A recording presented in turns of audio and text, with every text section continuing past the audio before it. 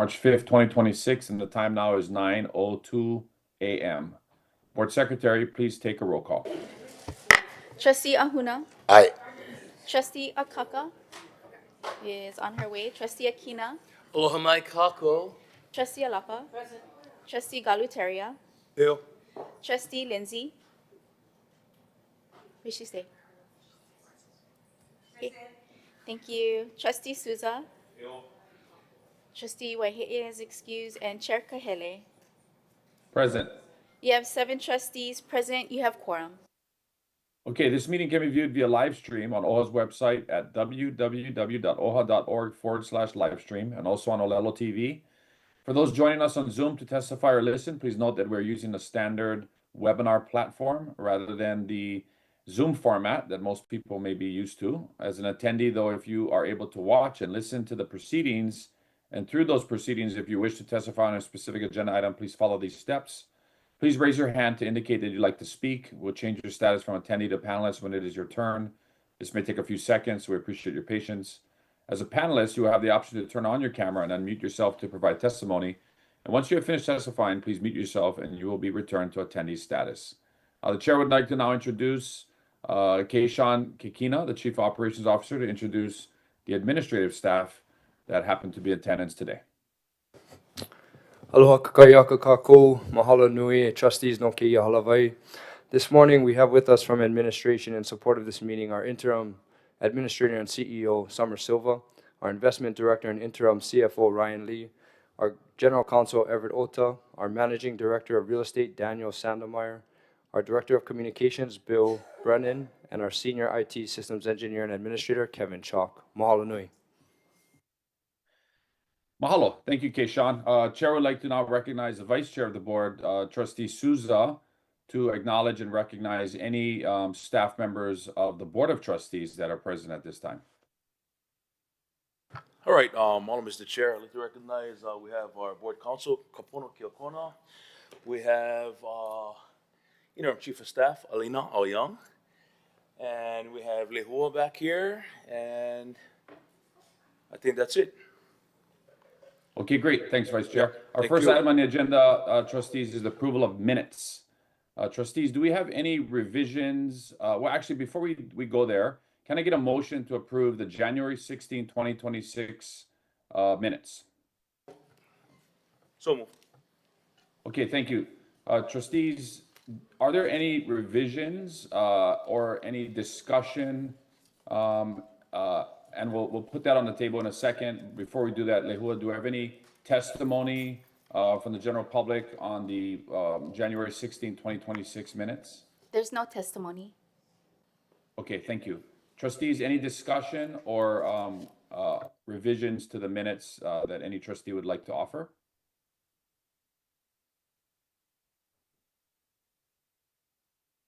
Any discussion?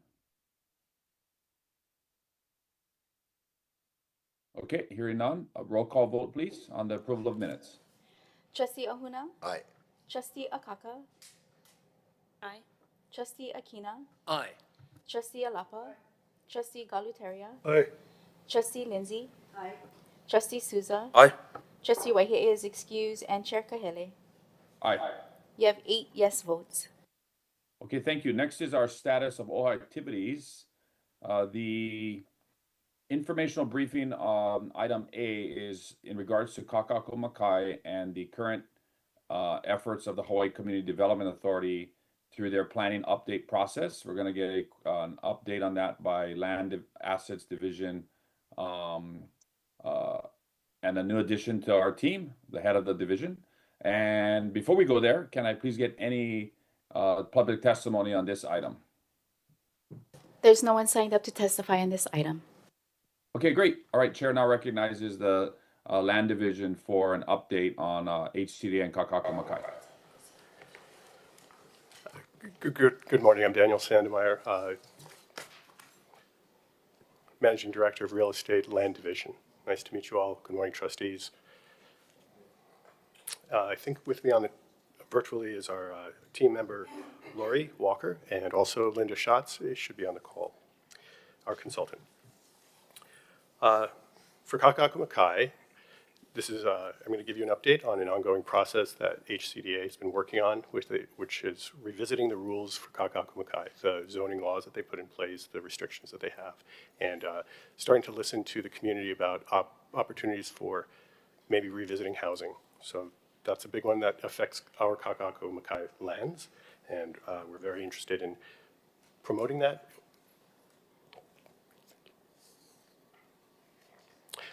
So, bear with me. Could I get a slideshow up, please? Thanks. Oh, there it is, good. All right, so HCDA has been doing a series of these public outreach, small workshops, invited groups. Trustee Souza has been a participant, Keishon, and also Lori Walker. Those have been happening over the past several months, and now we're gearing up for a big presentation, or our first public presentation, a workshop with the community this weekend on the 7th. So part of the preparation for that has been reaching out to supporters, make sure that they show up, that they're in alignment with our messaging, and give them some support materials that help explain what we're planning to do, or what we can do currently, and adding housing as a use. So can I get the next slide? Thanks. So you've all seen the previous massing models, which are kind of dry and don't have a lot of character. We've released these watercolor images, which are overlays of those massing models to start to soften and give character and show the massing and what the community might feel like. These are all within the current HCDA rules for Kaka'ako Makai, so literally OHA could go and get building permits with HCDA for these buildings. This shows primarily public space, green space, and that will stay in perpetuity. The bulk of it is mostly other people's property. OHA owns 29 acres of this 100-acre plus area. Next slide. You can see the background on the Mauka side of 400-foot towers. These are what Kaka'ako Makai is currently building and will build. And then stepping down to 200 feet on the Makai side, you can see OHA's towers and massing configured as in a planned project. This would be 200-foot towers, and then dropping down to 65-foot towers along the harbor front. And you can see the continuous public access around Kealo, and that promenade in the front. Next slide. The focus is on making it a habitable, joyful, livable place. And here you can see a peekaboo view, some massing on the side of one of the tower developments. You can see the harbor through in the center there, and some of the lower 1- and 2-story buildings on along the harbor front. Next slide. This shows that harbor front promenade. What we've done here is stepped back to respect the SMA setback that's required from the waterfront, and also raised the height to the 10-foot sea level rise for future. And it creates a really wide, livable space cascading down from probably support retail, dining opportunities, retail in the inland side, and a harborfront walk on the outside. Next slide. So where we are here in March, the Community Visioning Workshop, that's this weekend. It's going to be held at Salt Barn. We expect a bunch of us to show up, and a bunch of people that are just interested, other community stakeholders to be there. From this workshop, we'll develop, or HCDA will take back the input. They will continue to take on some further community testimony, and then they'll come up with recommendations. So that red box shows HCDA's hard work about making their recommendations, making their rules, and getting our update. Next slide. This is a summary of basically a snapshot of the community sentiment. There is support for housing here in Kaka'ako Makai.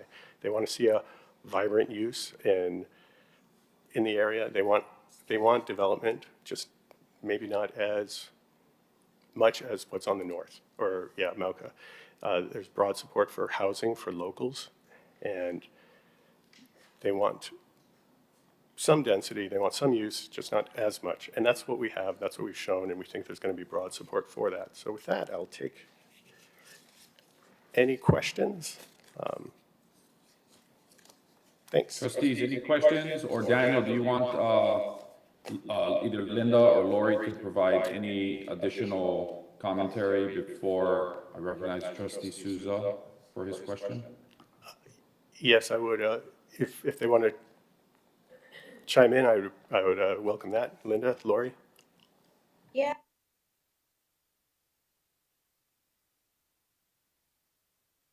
Timeline. We are currently in March, as you all know, and Saturday is that event. It is the beginning of broad community input. Sometime in June, in the summer, HCDA will be issuing out 3 scenarios.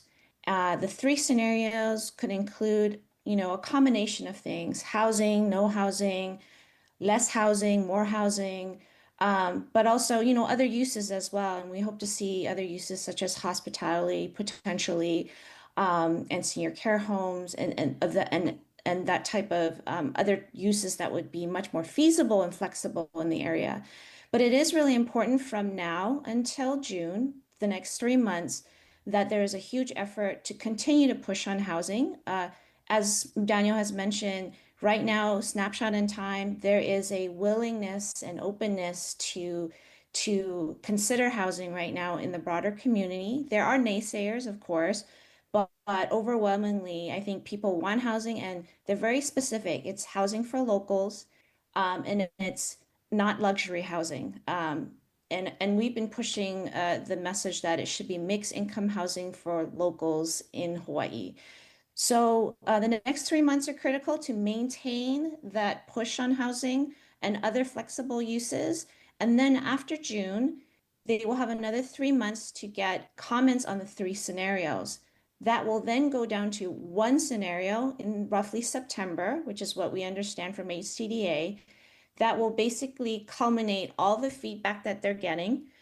So September or fall, somewhere about there, is really, really key to ensuring that we're able to achieve additional uses to the area and maintain current density, if not, hopefully have more density if that would be possible. But obviously, current density works.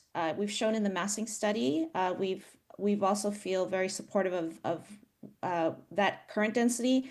And the second key thing I want to mention is the current density is not as dense as Mauka, but we have been hearing through the community that Mauka is too dense. And there has been recent pushback on previous projects on the Mauka side from the community of projects being much too dense in that area. So we're mindful of those comments and feedbacks that are coming back to HCDA, and we're going to continue to reach out and do more outreach, and also be completely engaged in this process with HCDA going forward. Thank you. Thanks, Linda. Lori, anything before we go to questions? Mahalo, Chair. Mahalo, Linda and Daniel. I just want to reiterate the invitation to people to engage in this March 7th workshop. If folks are available, come out. This is really important effort and message, I think, to deliver to HCDA and the broader community that there is support and energy behind developing housing at our Kaka'ako properties. Mahalo. Okay, thanks, Laurie. Let's go to the Vice Chair Souza. Follow up on Chair. Thanks, Mr. Chair. Mahalo, Daniel, Laurie, and Linda. As Daniel stated earlier, myself, Kia Sean, Kikina, as well as Laurie, got to participate in HCDA small working group sessions. And I believe we did a total of 4 over the course of a month. And, started off, they didn't get deep into conversation. It was comprised of stakeholders, community members, residents, some guys from JAPSOM, Kamehameha.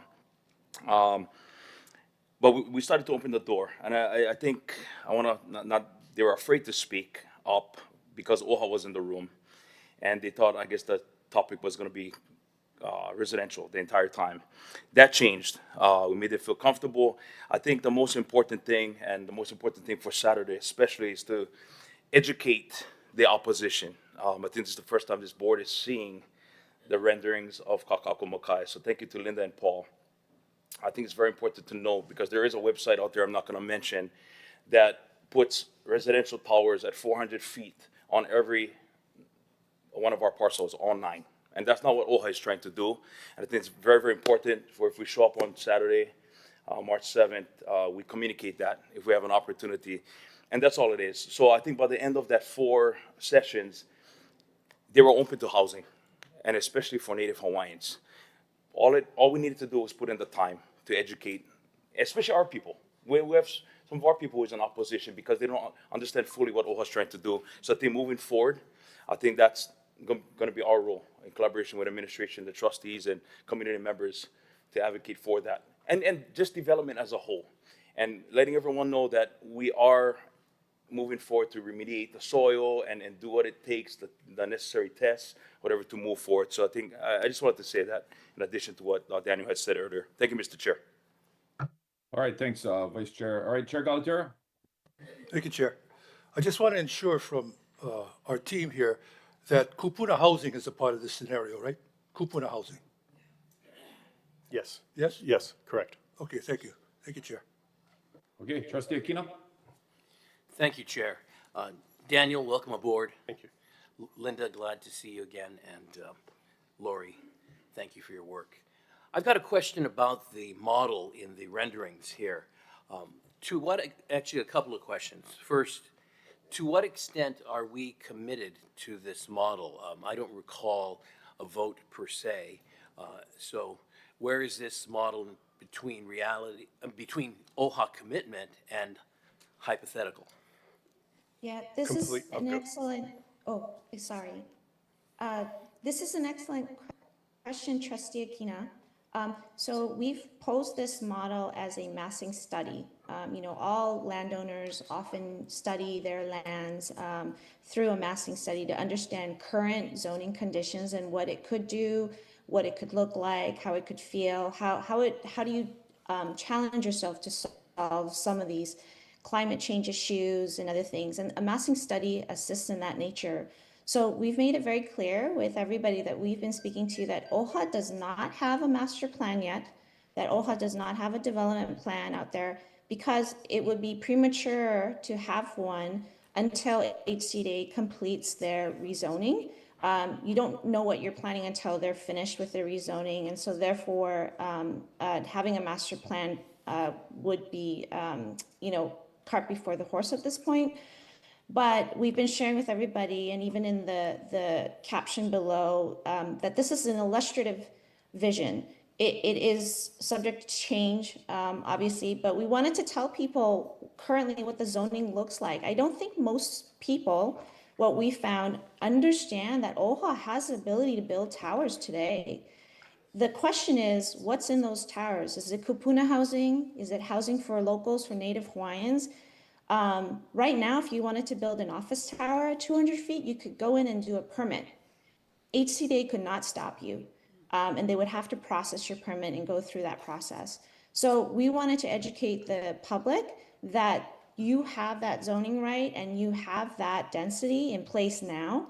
And that was really important. And the only way to combat the misinformation out there and the renderings that are floating out there without your consensus, that shows buildings on your parcels that are not following zoning laws, the only way to combat it was by putting out images of your own to show your aspirations, the ability for you folks to what the current zoning would allow you to do today. So we've always been couching it in that context over and over again. And again, it's to combat misinformation that's currently out there representing things that you would not do in the first place.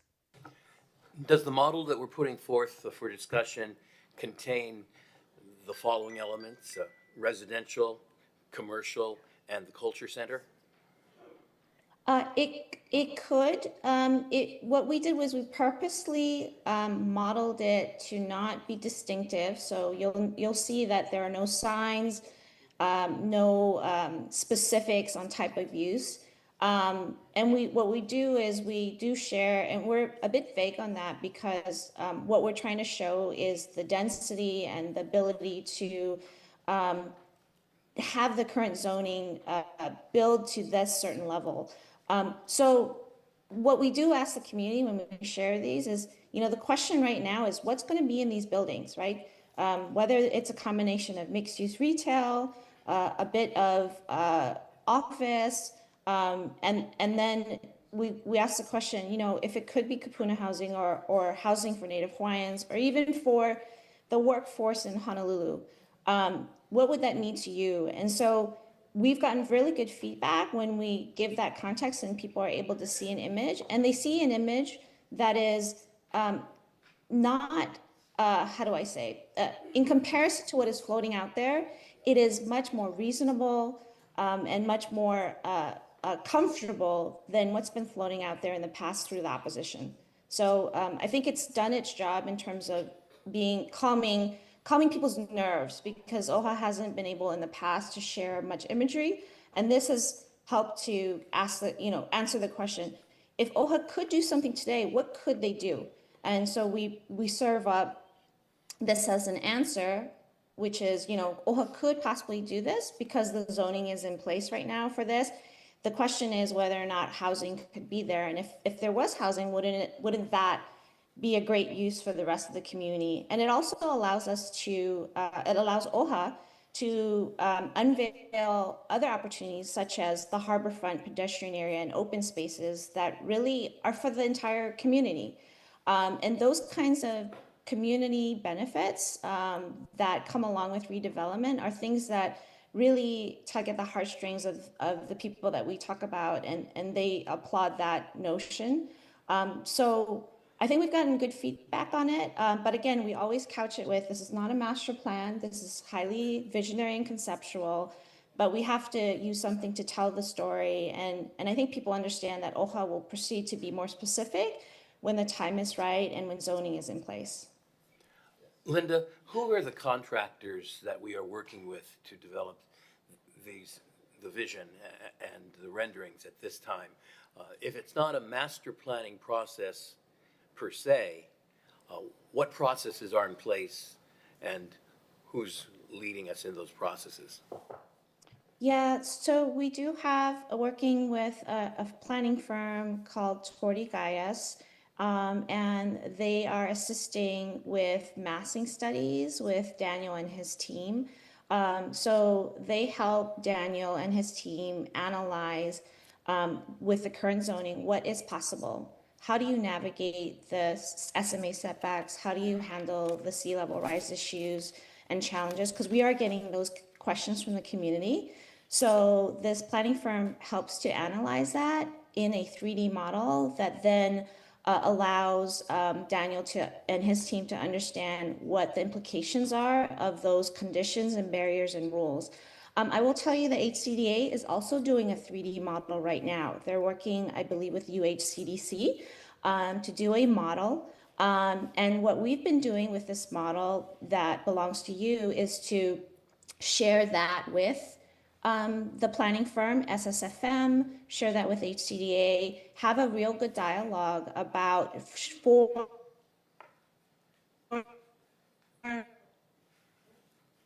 shape, density, height, setbacks in this planning language, and we need to be able to educate your team and ourselves about what's possible for you currently. And therefore, this allows us to have a dialogue with HCDA, who's creating their own 3D model. This 3D model that they're creating is going to create the 3 scenarios that are going to be published in about 3 months. And so it's really important to have these tools at your disposal right now for this effort. Linda, thank you very much. You're welcome. Any other trustees have their, I have a few questions, but any other trustees have their hands raised? Chair Galatera? Yeah, thank you. Thank you, Chair. As I recall, and Daniel, you've only been here for a short amount of time, there are advantages to that. But for those who have been here longer, as I recall, because I was sitting in the state senate at the time, the first master plan came out. Then there was a second master plan that came out. Trustee Lindsay, how many master plans have we had for Kaka'ako Makai? Maybe about 3 or 4? Well, not any that was thorough. Right. Yeah. So what's the difference between what you guys are doing and the master plans that have been turned down? Linda? Yeah, I can address that too. So the way we distinguish it is those particular master plans, and for any land developer, master plans that have not been officially permitted through whether it's the LUC, HCDA, or even City and County of Honolulu, if they are not permitted, they are not official. Master plans unveil the ability to transfer density. It addresses the affordable housing issue, which is how much affordable housing are you going to provide, and also community benefits, right? Because in exchange for doing a master plan, you're supposed to receive benefits for planning a community in coordination with all of your lands, right? And seeing it as one whole project that creates a neighborhood. So an official master plan that is permitted is somewhat set in stone. I would say that the previous plans that you folks have had, you can call them master plans, but because they were not necessarily permitted and recognized by HCDA through a permitting process, they are not, how do I say, bound by law, right? And so that is the difference from the way that I describe it. And forgive me for sort of speaking developer speak a little bit. Those master plans that you had in the past were still conceptual in nature because if they're not recognized by the zoning jurisdiction, they are not set in stone. So it's really important that once HCD goes through this process and hopefully, uses open up and you're able to unveil, value through these lands and support your mission, that going through an official master plan permit process would be ideal for OHA and for anybody that you partner with in the future. So hopefully that addresses your question. Yes, it does. I know it's a little complex. Yeah. It does. Thank you. Thank you, Linda. Thank you, Chair. Chair Emerita Lindsay. Mahalo, Chair. I just wondered, in the short little meetings that you folks have had, Vice Chair Souza, have we had representation from the Kaka'ako group in those meetings? Because basically they've shut us down in the past. Yeah. Mr. Chair, if I may respond to that. Yeah, go ahead. Yeah, so you're referring to Friends of Keowalo, right, Chair Emerita Lindsay. So yes, there is, in our group in particular, there was one representative. I'm not sure in the other groups if there was more members of the organization, but yes. So have they shown any improvement on their ideas about what we want to do with our properties? I cannot, I'm not sure. I'm not sure what the outcome of their personal views are after those meetings, but they did participate. And there was a pretty wide range of clientele, not only people who support development, there was opposition, not only Friends of Keowalo as well. So. I think we need to just expect that that's going to happen. I mean, it's part of development, but yeah. And we can expect them to show up on Saturday as well. Yeah. So. Well, sometimes there's 100 people that approve of what we're doing, and it just takes 3 people with the loudest voices to get ahead of us. So I think we need to be prepared for that. People on our staff and trustees assigned it, that we be ready for stuff like that. And it's good that we're all being educated as to what's ahead. And thank you, Linda, you and Paul for sticking by us. It's important that we have professional help and that we all sound like professionals when we're asked by people, because no matter what trustee they approach, what we say is really important and that we're saying the same thing. Thank you. Trustee Ahuna? Yeah, thank you, Chair. I wanted to make a comment because my family lives across the street in the towers, so I hear the other side. So I wanted to say,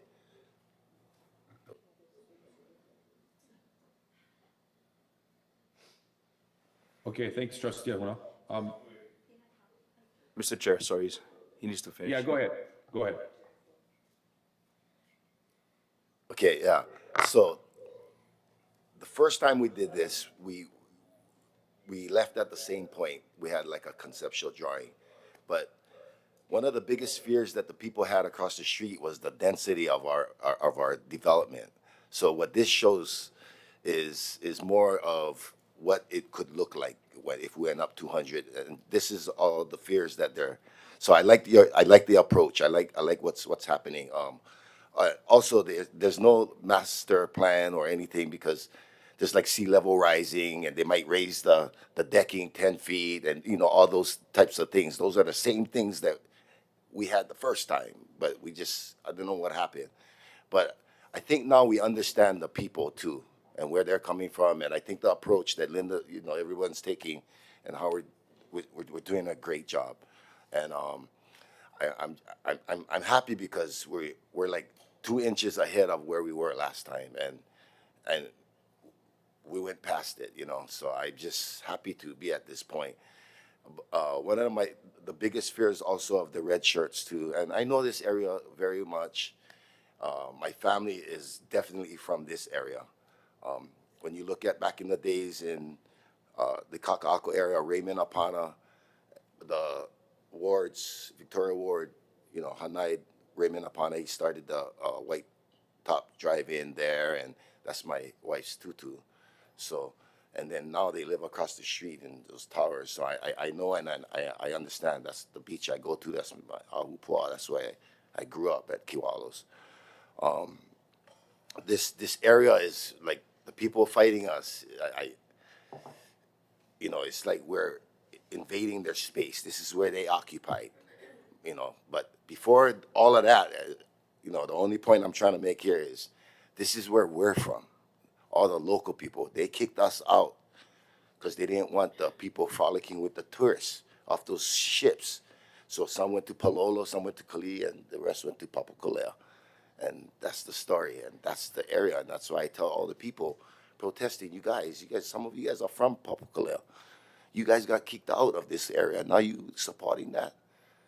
But this, I'm just glad. I just hope that we can keep it moving and it doesn't get shut down and we understand where we're at. This is not what we're building. This is a model to show density and heights and variations. And I thank you guys for that and for making it clear because we just need to get past this point. Yeah. Thank you. I have Thanks, some Trustee Ahuna. questions and I comments. have a few questions, and then we'll move on to the next item. I guess the first one would be maybe for Daniel or Linda. If you look at the flow chart of the timeline, there is, I think the last item on the timeline, if that can be pulled up, is the either presentation or adoption of Makai rules or what would be a new revised Makai area rules adopted by HCDA.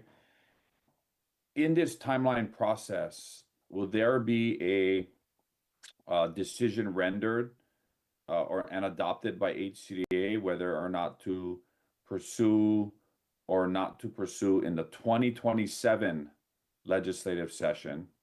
the recommendation to, repeal the residential housing prohibition, or is that not going to be ready by the start of the 2027 lead session? And are we looking at the 2028 lead session in terms of addressing the repeal of the residential prohibition and possibly amendments to floor area ratio, density, height, as it relates to residential housing? So our plan is, I'll let you address the technical part, but the plan is to go in 2027. But Linda can speak to how the HCDA builds rules and what that process is. I don't know that, I'll leave it to Linda to answer and address the legislative section, but the plan is for 2027. Yeah. Yes. Yeah. Thank you. Thanks, Daniel, for teeing that up. So we have yet to have a direct conversation with the executive director of HCDA. However, what we can see in this particular timeline that they've issued, and this is their table that we got from one of their updated flyers. I believe they're trying to meet getting the question, I think, at the end of the day that the ledge probably wants to understand is, are we going to open up the uses, right? And what are we going to do to get Makai moving forward? So I do think they want that answered before the next ledge session. The way that they've designed this is, by the time September comes around and they have their final scenario, you're looking at the fall to get some additional comments. But by the end of the year, in November, they're finalizing plan and drafting the rules that get amended.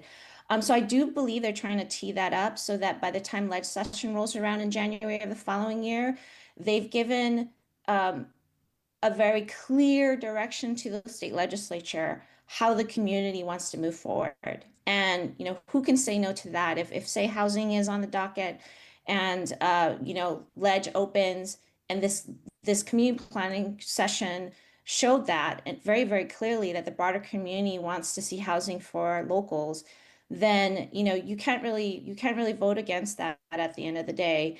So I do think they're teeing it up in that manner. We haven't gotten a full confirmation from HCDA whether that's the case. And if I were them, I wouldn't promise that, because what if something happens during the planning process and they are not able to reconcile the scenarios for whatever reason, right? And they cannot make that commitment, right? So I think they're leaving that open, but based on the way that they're planning this timetable, it's very aggressive. They have been meeting their deadlines, staying on track right now from what we can see.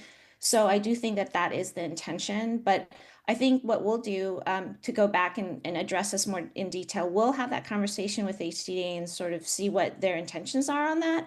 And then we can report back on the next session to give you guys a little bit more assurity on that thinking. Okay, thank you. Yeah, ideally, let's hypothetically say that through this process and at the culmination of phase 3 and in the fall of this year, a scenario that allows residential use, whether there's adjustments to the type of use, density, etc., but as a broad general recommendation, residential use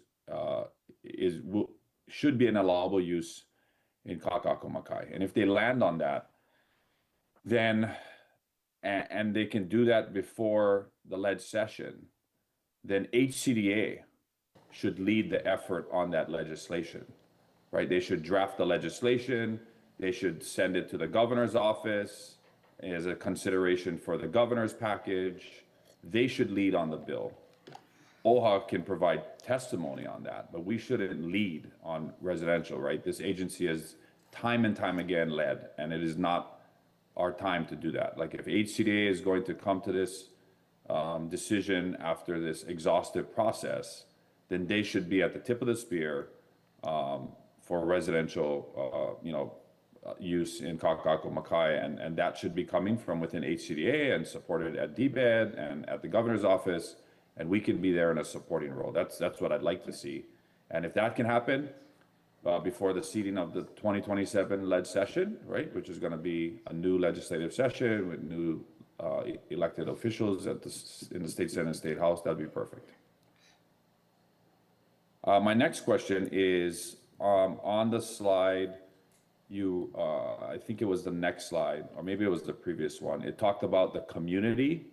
Yeah, okay, so the community feels that Kaka'ako Makai should not, density should not mirror the Mauka side. Like, can someone define the community? Because is that community out-of-state investors, second-time, third-time home buyers living in multi-million-dollar apartments so that their view is not blocked? Mm-hmm. Or is this bread and butter working-class locals that, you know, to Trustee Ahuna's point, probably live in Papakolea and have their view blocked by 400-foot towers on the Mako side of Alamana Boulevard? What is the community? So this. Yeah. Oh, go ahead. Sorry, Daniel. Go ahead. These came out of those small workshops that we spoke of earlier. That was part of HCDA's process. So that's the community. And I think what Linda's done is distill through consensus what some of those reportings and findings were. Linda, you can elaborate on that. Yeah, it did come out in the workshops. I would also say that through our outreach with individual groups to, you know, get to educate groups about what's been going on with the misinformation, we've heard this as well too, that, you know, there's this feeling that Mauka side is too dense. So we've met with housing advocacy groups and tenants and, you know, associations that are within the area. And just sort of a very broad-based group of people. We are also seeing that there are projects that that are in the Mauka area where we've been going through testimony, and we're hearing the same thing. So it's sort of reverberating at many different levels. And Chair, it is a little bit of current residents not wanting their views blocked, and also sort of the broader community. And, you know, when there's a lot of people who want to grumble and chime, they tend to, you know, do that and say that without much thought to the fact that you do need density for housing, for affordable housing to be achievable and feasible. So it's a natural inclination or discussion that's coming out given so much redevelopment happening on the Mauka side. But we are hearing it at different channels coming in right now, and it's all of the above. Okay, and I guess my last comment, thank you, Linda, for that. My last comment would be, you know, what you had mentioned before, or at least it says here on the slide about housing for locals and not having luxury housing. You know, it is a disservice to the Office of Hawaiian Affairs and our beneficiaries to take the types of housing off the table, given the fact that these lands were conveyed because of the state's failure in their fiduciary duty to render the appropriate revenues to the Office of Hawaiian Affairs. And, you know, it doesn't take a rocket scientist to figure out if there is no housing, there is no economic activity. No office tower pencils out in Kaka'ako Makai. We need housing for economic activity. The type of housing, the type of density, the type of floor area ratio, all of those things factor into the nitty-gritty details. But at the end of the day, there should be, like you said, Linda, a blend of mixed use, different types of housing that also allow OHA to meet its core mission, to generate revenue, while also having housing, you know, meet the mission of our Mana'i Mauli Ola strategic plan, which is to provide housing for Hawaiians, while also using revenues from different categories of housing to help supplement the other uses in Kaka'ako Makai and our other mission-driven programs. So, you know, this feedback from the community is only housing for locals, only 100 feet, right? You know, small floor, you know, reduced floor area ratio, right? Those are all things that are taken away from OHA's ability to, meet its mission and the state's obligation to meet OHA's pro rata, constitutionally mandated portion of those revenues that are derived from the public land trust. So I just wanted to put that on the record as we go into March 7th. I believe trustee, I'm sorry, go ahead, Linda. Any short comment on that? Okay, we have three trustees with their hands raised, and then we're gonna move on to the next item. I know Trustee Akaka has been waiting, and then we'll follow that with Trustee Akina and then Trustee Ahuna, and then we'll move on. Trustee Akaka, you're recognized. Mahalo. I have a question regarding the cultural center. I'm wondering where in these renderings that would be located on here. We don't have an exact site for the cultural center, so it would fit within the massing. It's just generally, it would fit. The cultural center would be a low-rise building that would be somewhere in that lower rise area. As well as the parking to go with what would be needed for the cultural center as well? The cultural center will have its own parking, yes. Mm-hmm. Okay. And I'm trying to go back in time in terms of correspondence that was received or shared in any of these meetings regarding HCDA meetings and community workshops. And I'm not seeing anything in my email, so I'm asking if, as time goes on, if the board can be updated via memo or some kind of correspondence of what is happening when it comes to HCDA or any community activity and where feedback is being received.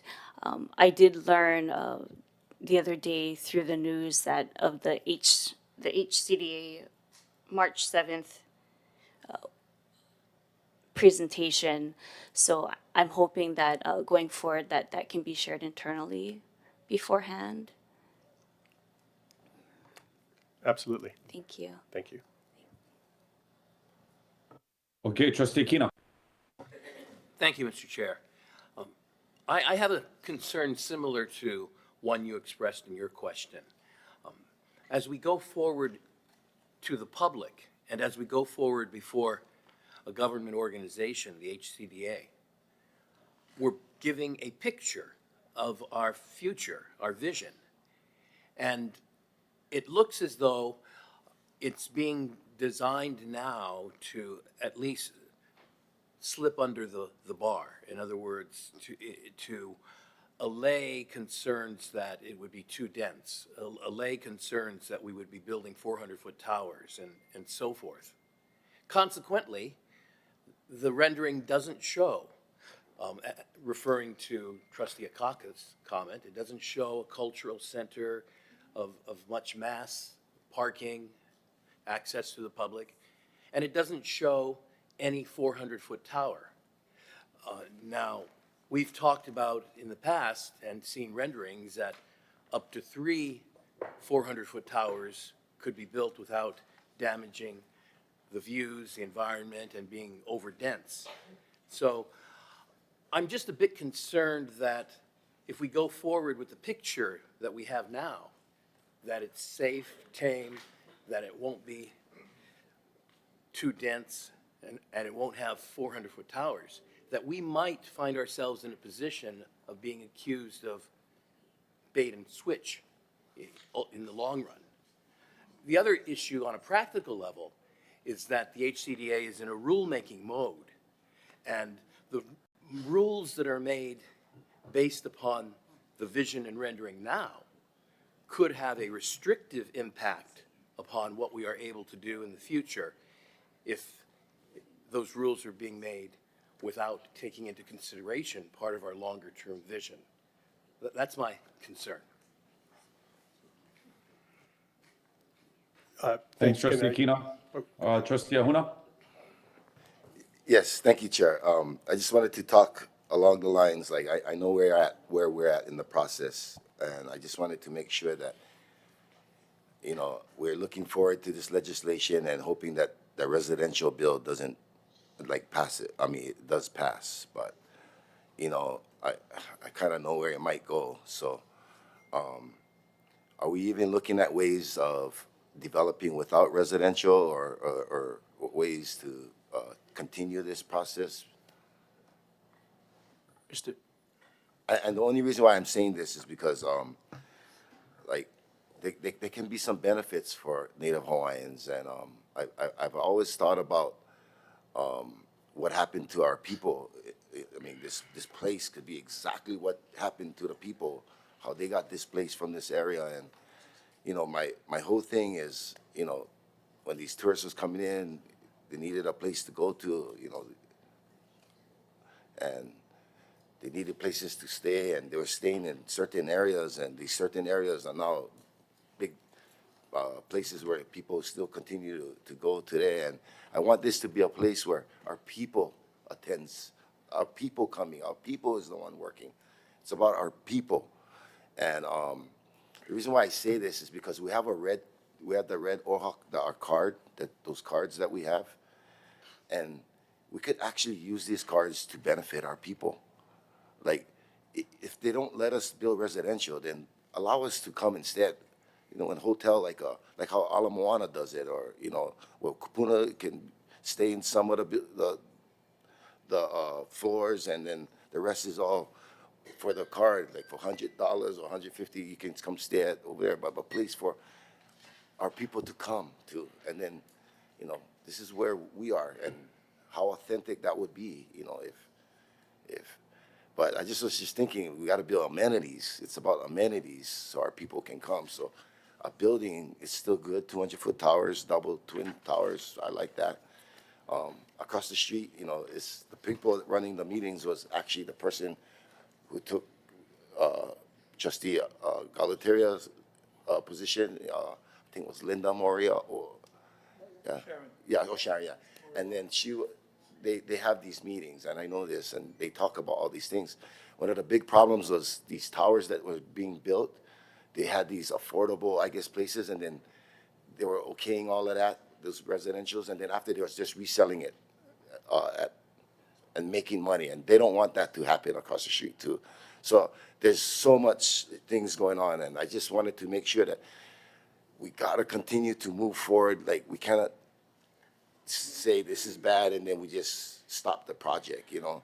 Like, we can still do a lot of things, and I'm just hoping that we can use that red card too in the future to benefit our people and everybody. Like, everybody gonna like live on the waterfront, so why not everybody have parts of it, you know what I mean? And this is the place they can come, leave their surfboards, like those, but use that at the restaurants, like almost like a country club, but I shouldn't be saying that. But a place that we can be proud of, you know. Who knows, maybe the Super Ferry come back for park right there, and that's still help out our people, Hey, thanks. economic opportunity. Thanks, But Trustee anyway, Ahuna. thank you. Let's go to Trustee Souza. Mahalo, Mr. Chair. I like where this discussion is going. You know, I think this is a time to highlight the joint venture partnerships in relation to Trustee Ahuna's question. We will be exploring and different opportunities, highest and best use on each lot. We're not saying residential on every lot, and that's the will of the board and its organization and what direction we want to move at that point. So yeah, highly conceptual to Trustee Akina's point. But again, I think this does counter in the interim what's been out there and the narrative that has been controlled by the opposition. So I think it's very crucial that we do put this out, and hence the meeting today and the presentation before the HCDA community workshop. The messaging going out from OHA. Again, no action taken by this board. Nothing has been decided. Nothing has come through the committee. And of course, this body will be the first to know. But yeah, anyway, thank you, Mr. Chair. Yeah, great. Thanks, Vice Chair Souza, and thank you to Daniel, Linda, and Laurie for giving us a good thorough briefing on where we are in anticipation of the upcoming community meetings at SALT. Okay, trustees, we're going on to new business. Next item on our agenda is an info briefing on the proposed Air Force Maui Optical and Supercomputing Site Small Telescope Advanced Research Facility. otherwise known as the AMOS STAR. This is at the Maui Space Surveillance Complex on Haleakalā. Lehua, do we have anyone sign up to testify on this agenda item? No one is signed up to testify on this item. Okay, then the chair now recognizes Chair Emerita Lindsay to introduce the presenters that have requested to speak to the Board of Trustees. I believe they are from Kākoʻo, Haleakalā. So, Chair Emerita Lindsay, you have the floor. Thank you. I'm so pleased to see Kanaka from my island. And I want to introduce, many of you know Tiari Lawrence. She's been from the Mauna and many, many years of advocating. And we do have Hina Newbo. Hina is the granddaughter of Emma Veary, and we all know Auntie Emma as a wonderful artist. They're here this morning speaking for two groups in Maui that actually are working together, two Kanaka groups, and very concerned about what's happening to Haleakalā. So I'm going to leave it up to them to present to the board. Mahalo for coming. Aloha nui mai kākou, o au kia o hina pua mohala nubo. He keiki mai au no wai poli, I ka poli o Haleakalā ku kila kila. Aloha kākou. Mahalo nui for having us today. It's a pleasure to be here with you all. I'm just going to share my screen to show our slides.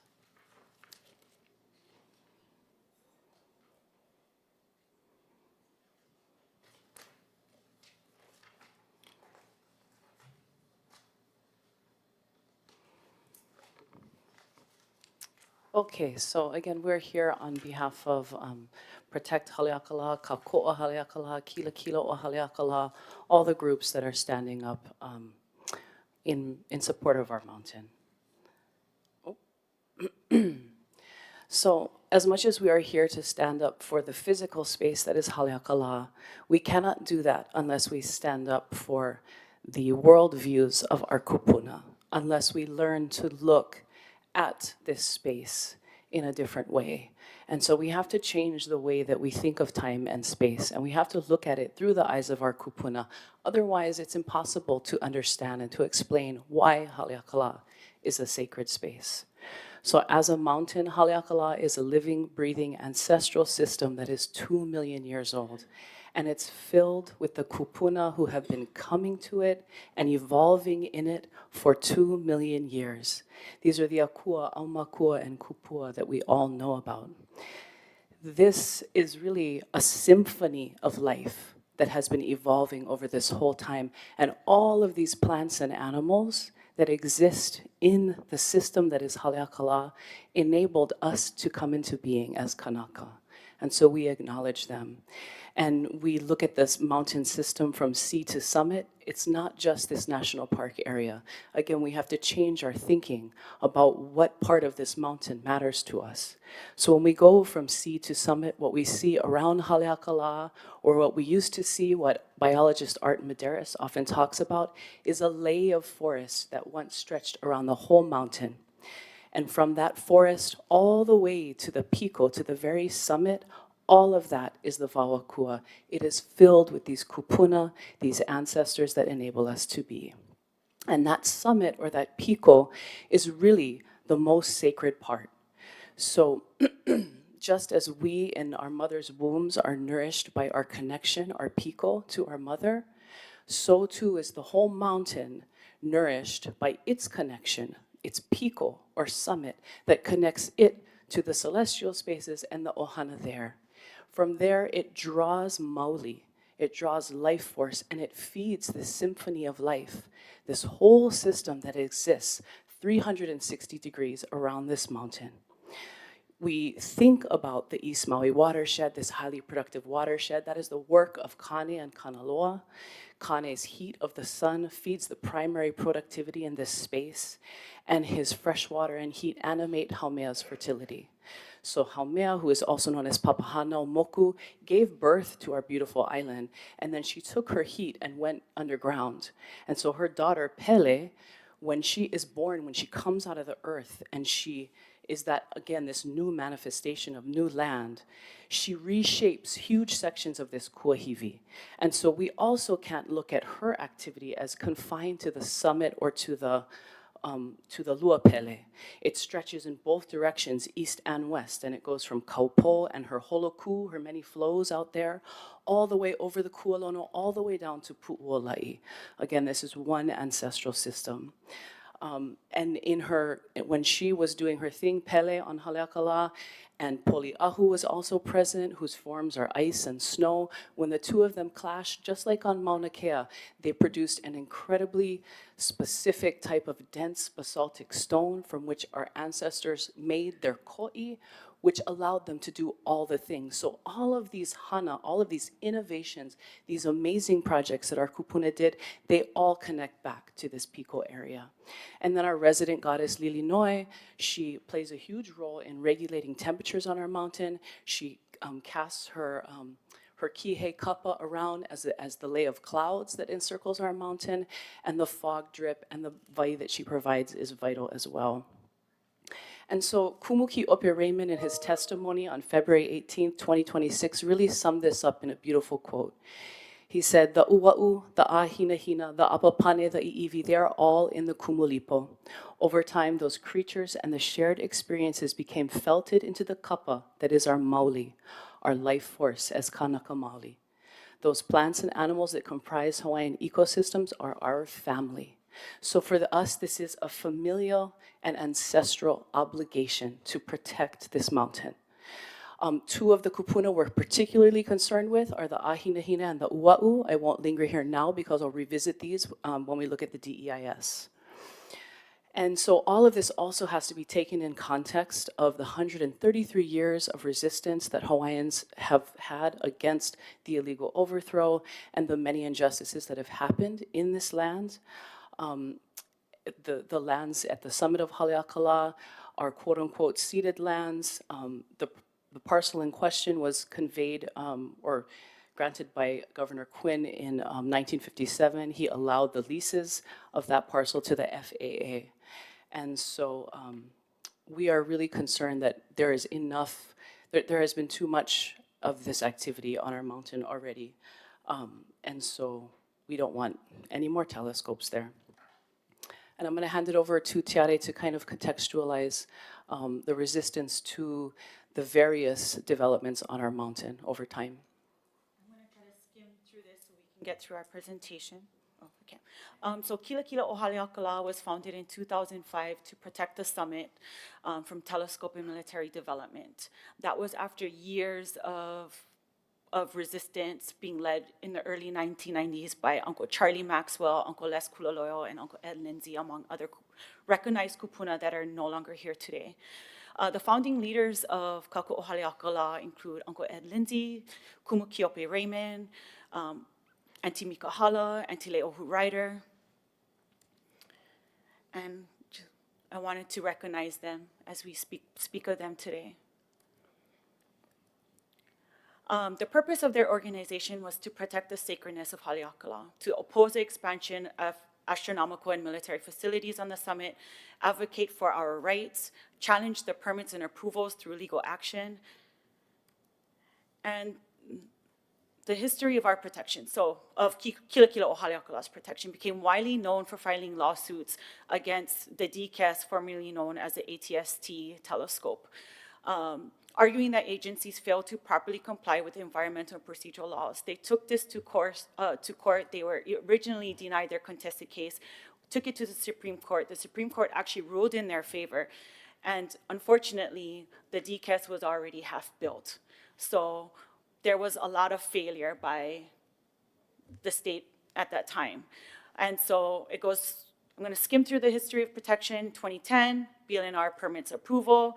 Hawaii's Supreme Court ruling, rules in favor of Kilakila o Haleakalā, new contested case and permit reissued, and of course the final Hawaii Supreme Court decision. That was ultimately very unfortunate for Kilakila o Haleakalā. So in that time, we decided we needed to start a younger Hwy, so we started Kākoʻo Haleakalā to support the efforts of Kila o Haleakalā that were primarily made up of kupuna.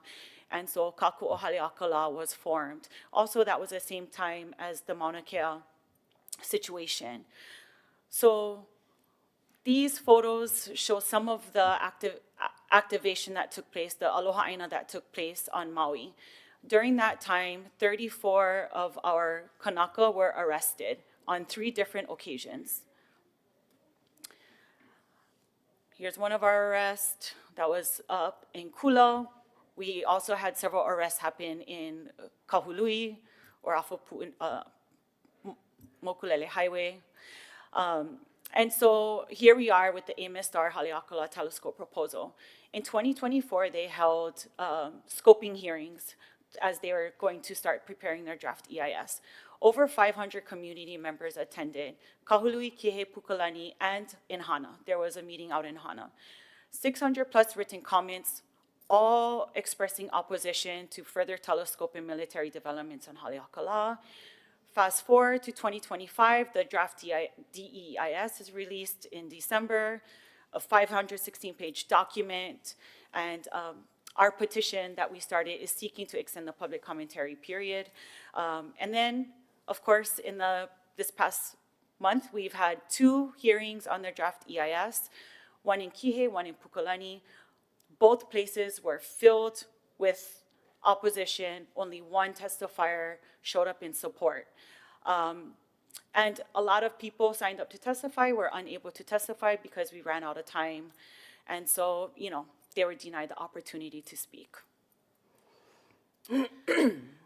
Again, looking back at 2024, we want to also recognize the Maui County Council who passed a resolution against the project.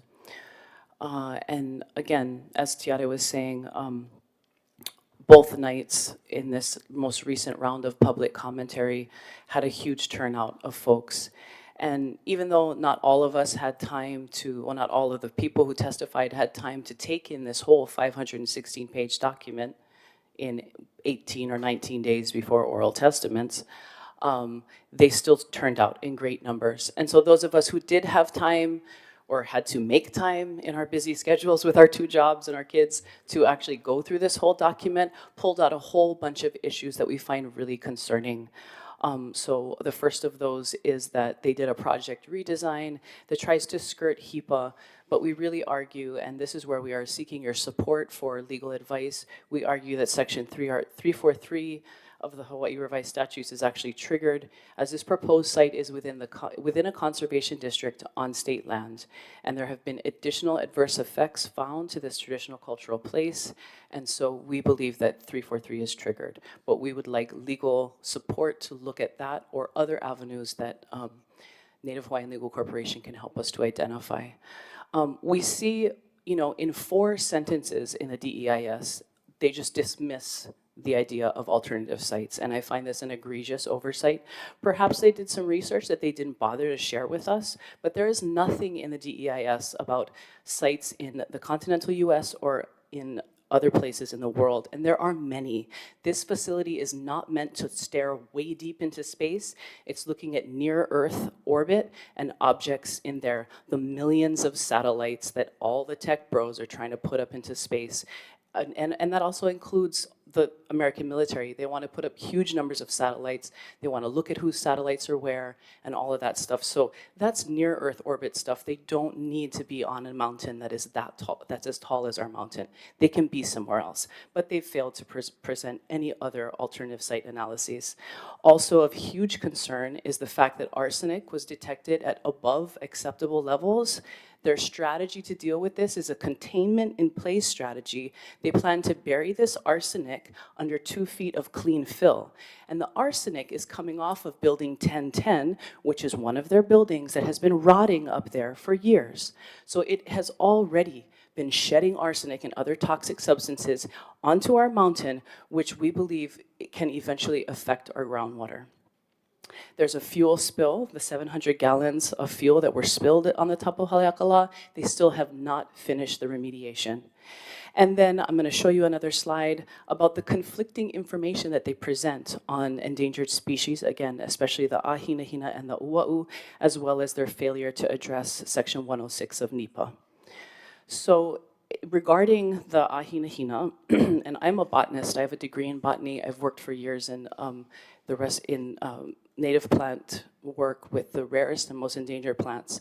I didn't work with ahinahina in particular, but I've grown up on Haleakalā my entire life, and I have observed this species over many years. And so what we see in the draft EIS is one section in the back shows us that they have an automatically generated report with this watermark that says not for consultation, where they claim that the proposed project site does not contain critical ahinahina habitat. I completely disagree with that as a botanist. It is less than half a mile downwind from existing populations, and Tiare herself has seen ahinahina trying to grow around the existing telescope pads. So they are well within what we would consider critical habitat. So they say here, oh, there's no critical habitat, but then in another section of report, they say that construction, so in the green and the yellow here, it talks about the effects that construction would have on both ahinahina and ua'u. Ground and soil disturbance could damage ahinahina plants in the vicinity of the project. So they're talking about this 100-meter buffer. Sorry, the plants grow wherever they want. You cannot do that. In addition, the vibrations and the activity threaten to collapse ua'u burrows. This is an endangered bird. You know, both of these species represent kupuna that are absolutely aiwaiwa. They made it all the way, you know, and actually the ahinahina evolved on this mountain. It is the only place it has to grow. And so the fact that these species have persisted through time is amazing, and we cannot continue to present them with challenges that threaten their existence. The ACHP actually, this is a letter that is in the DEIS. They said, hey, where is your, where's the information that you're required to present? There's no copies of summaries of any views provided by consulting parties to include federally recognized Native Hawaiian organizations. So these guys say they've done consultation. I don't know who they've talked to. It's not in the report. And as far as I understand, groups or folks that they have consulted with are not allowed to remain anonymous. That's public information that we all should know so that we can ask questions and take issue with things if we choose to. So those are just some of the glaring things about the DEIS that we wanted to bring to your attention. I'm going to speak to the fuel spill. So the fuel spill at Haleakalā is not just an accident. It's a warning. Years later, the cleanup remains incomplete in one of the most fragile ecosystems in Hawaii. Even a small contamination event is unacceptable. The fuel spill at Haleakalā is not just an, oh, sorry, I already said that. But anyhow, if existing contamination cannot be fully addressed, how can the public trust additional development on this sacred summit? As you heard, it's unresolved. 3 years later, still, cleanup remains incomplete. And so there's a pattern of military environmental harm throughout the state of Hawaii. The US military has documented history. I don't need to explain this to you guys. You guys are going, reevaluating the military leases, so you guys already know all of this. Koho'olawe, Red Hill, Makua Valley, the list goes on. And then the question is, national security for who? The US military claims this project is unnecessary for national security, but we must ask security for who? Security for Americans living thousands of miles away in the continent? What about the people on Maui? What about the people in Hawaii? You know, Councilmember Kiani Rollins made an excellent point at our draft EIS meetings. Who is going to protect us? Who? If we become a target in space wars, who now protects the people of Maui? And so we wanted to highlight some of the potential legal vulnerabilities. The cumulative impacts of existing observatories not fully addressed, endangered species, Native Hawaiian cultural practices, conservation district protections, public trust ceded lands obligations, the violation of Chapter 343, and this project would also violate our Maui community plan. And so we're asking for OHA support. You guys supported Kila Kila o Haleakalā throughout their years when you helped to fund Native Hawaiian Legal Corporation that took on this case, and they did an excellent job. So we're asking for your kokua. And I know we're running out of time. If Chair would grant some minutes to watch this video. If not, I understand. But there is a video that I wanted to share of Kumu Kiope speaking. When he testified at our Pukalani meeting, the whole room went quiet. It went still. And I just wanted to bring you into his realm to speak to the sacredness, if chairs would allow 5 minutes to share this video. Thank you. Sure. The video is 5 minutes? Yes. Okay. Do you want to start that now, and then after the video, we'll go to questions? Sorry, I think my sound is, let me just make sure I have my sound sharing on. Yep.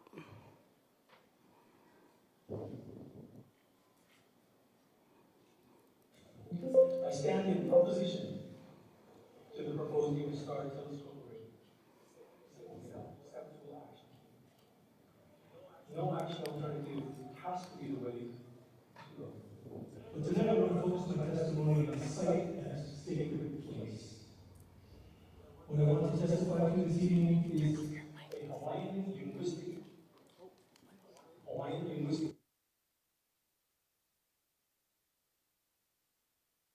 What I want to do tonight. The reason I'm going that path is I want to try and help you understand the site's sanctity as a sacred place. And I believe we can all bear witness to it. I visualized the first kupuna to live in this place, the very first Kanaka to live in this place. Hawaii was their language. It's how they communicated. It's how they expressed their worldview. They also made treks up to the summit. And remember, they were the first human beings here. No one had ever gone through the forest like they had done. No human.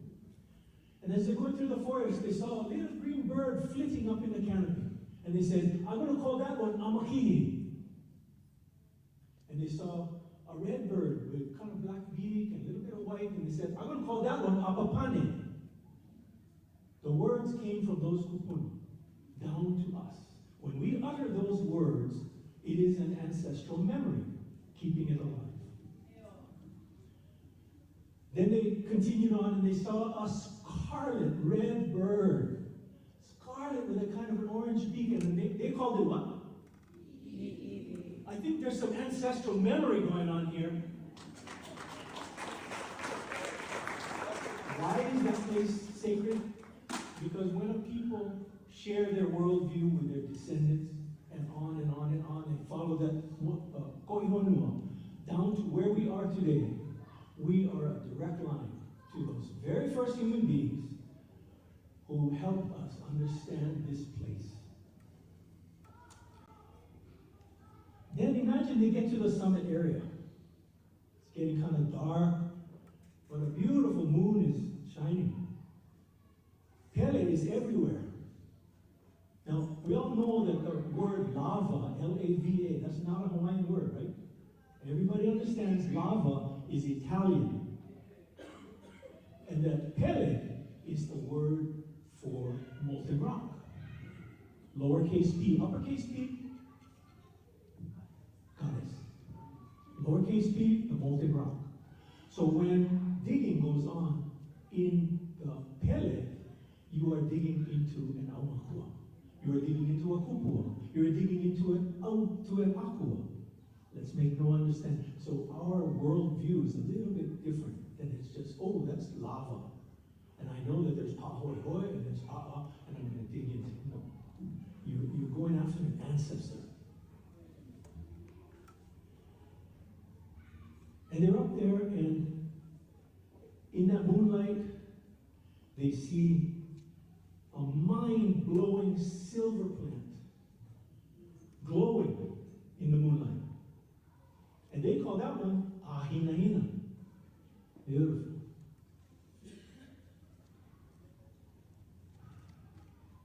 It's quiet.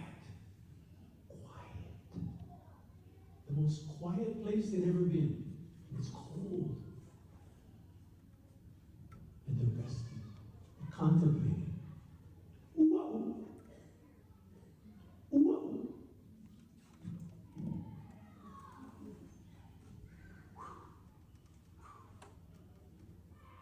helicopter comes flying in from its flight to Alaska, non-stop.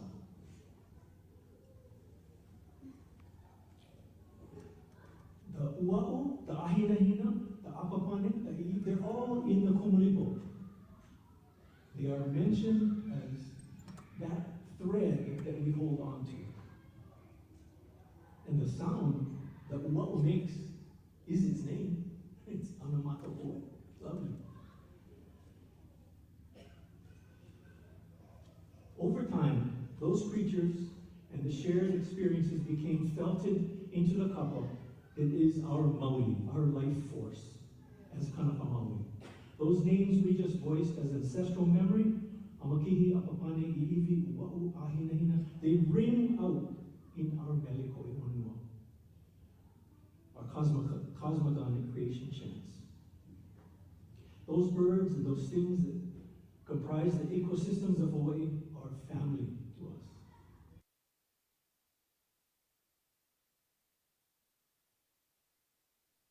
Thank you for sharing that with us, and we really appreciate your presentation and for reaching out to our Chair Emerita and Trustee from Maui Island requesting to appear before the Board of Trustees. At this time, I will, you know what, let me recognize Chair Emerita for any thoughts or comments, and at that point, then we'll go to any other trustees that have questions. Thank you, Chair. I'm familiar with what our two groups are doing on Maui, and I'd like to leave the time to my fellow trustees if they have any questions. Okay, trustees, any questions? Anyone, any hands raised? Trustee Akaka has her hand up. Okay, great. Trustee Akaka. Mahalo. Mahalo for joining us today and sharing with us some of what has transpired through recent time. This would be more a question for OHA, is if we've had anyone from our public policy team or community engagement or any representative from the Office of Hawaiian Affairs present or tuning into these, or if there's any testimony that has been provided, because I don't recall our BAE committee chair Brookwood and I discussing this or being brought to our attention. And I ask this as well because it is highlighted that these are our Hawaiian Kingdom Crown and Government lands, and OHA, that is part of our kuleana. And when I'm looking at the Department of Land and Natural Resources, their inventory, or what they refer to as the PLTIS, I could use some more information than what is provided based on what I'm seeing here. Could you share with us some of perhaps what you know in terms of the range of these Crown and Government lands and what specifically you're mentioning in terms of the coverage of the area and the maybe some of the history of it that we might not be aware of that we should know?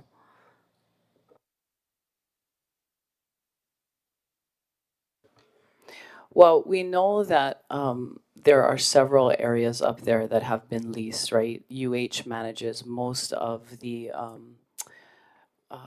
what they call Science City in the Pu'ukolekole area, but there is a small parcel that so the lands up there were essentially set aside by executive order. Governor Quinn, the last territorial governor, he set those lands aside and he allowed them to be leased. And so some of them were given to UH to be leased. So UH is the, essentially administering those leases. And what we understand, and I hope that this is 100% correct, is that this particular parcel has been given to the FAA and they are leasing it to the DOD essentially, or the Department of the Air Force. Department of War, under them, Department of the Air Force, under them, Space Force. So, but we believe that the FAA is administering that lease. But it is a lease of state land. That is our understanding. But again, if we were to get legal support, to get legal counsel, we would check, of course, on all of these details.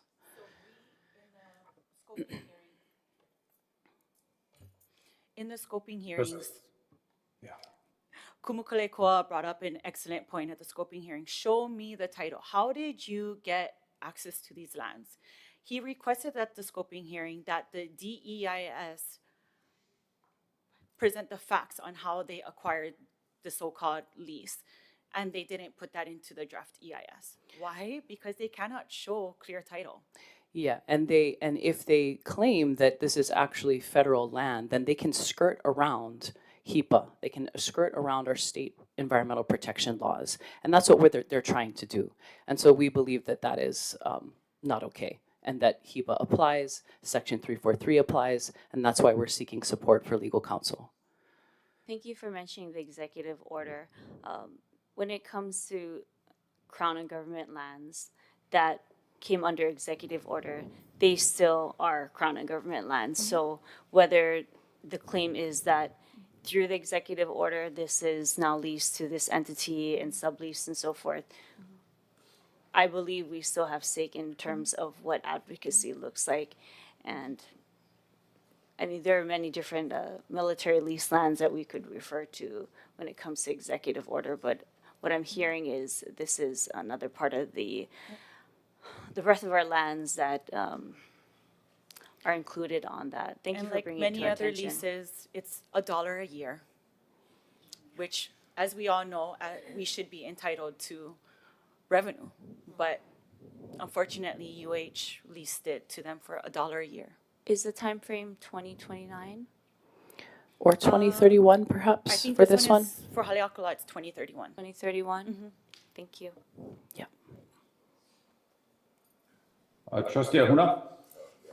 No, thank you, Chair. I think I was speaking it's along the lines of what Trustee Kaka'ako was saying, but I think I see the person here that can speak to what we're talking about, but it's how we intake all this, how we advocate for it, and I think, I think we're set up now to that we can speak to this. So I see Deja already here, so I'm hoping she can come up. I mean. Oh, hey girl, nice to see you. Yep, she's back. Long time no see. Yes. Okay.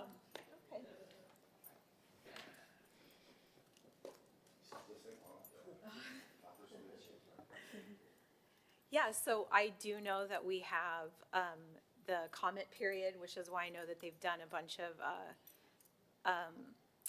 outreach in the community for comments, and so we have those comments. It's with compliance staff who are working on our agency comments on that. So I think it's important for us to hear and connect what's going on. That's Kai Markel's staff. So I just want to be clear, I don't directly manage folks there, but I do know it's we do work very closely together, and so I know it's something that we're following. So yeah, and thank you. When the comment period is closing in, so Yes. part of the reason why we came here today is to ask for OHA to submit comments. Yeah, it closes on March 16th, so time is of the essence. Yeah, so perfect timing. I know they're on our radar, and so I know some folks, since I started right at session, as you folks know, I've been focusing on that, so it's good to see familiar kia'i, and yeah, thank you.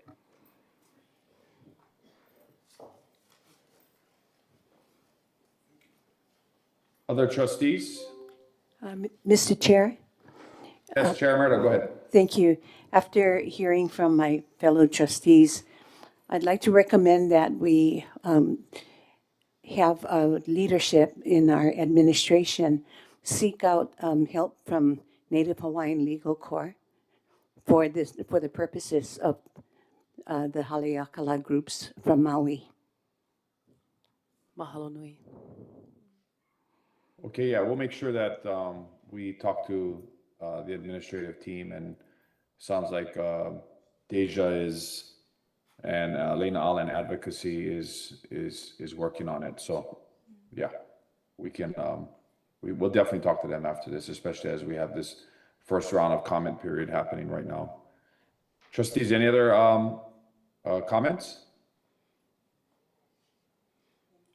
Okay, well, here none, we'd like to thank everyone. closing comments? Thank you for coming, and we really appreciate your time. Any last comments by Yes. our presenters? Yes, Chair, please, mahalo. In closing, I just wanted to finish off with this. For generations, our kupuna have protected Haleakalā, not because it was easy, but because it was sacred. Haleakalā is not empty land for development. It is Vawakua, a place where our ancestors prayed, where rare life still survives, and where our children deserve to inherit something sacred and whole. Today, we ask OHA to stand with our lahui, to uphold your trust, responsibility, and help defend Haleakalā. Because once a sacred place is lost, it cannot be rebuilt. The question before us is simple. Will we protect Haleakalā now or explain to our children why we didn't? Mahalo nui for having us today. I really appreciate the time. Mahalo piha. Mahalo, thank you so much.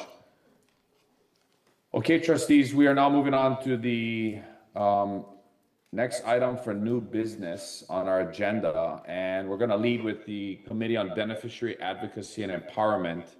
Before I turn over to Trustee and Chair of the Committee, Chair Galataria, do I have anyone sign up to speak on this? I guess what would be the first matrix, Matrix 1, Lehua? For the first matrix, no one is signed up. Okay, then Chair recognizes Chair Galataria for the remainder of the items on this agenda, which look like they are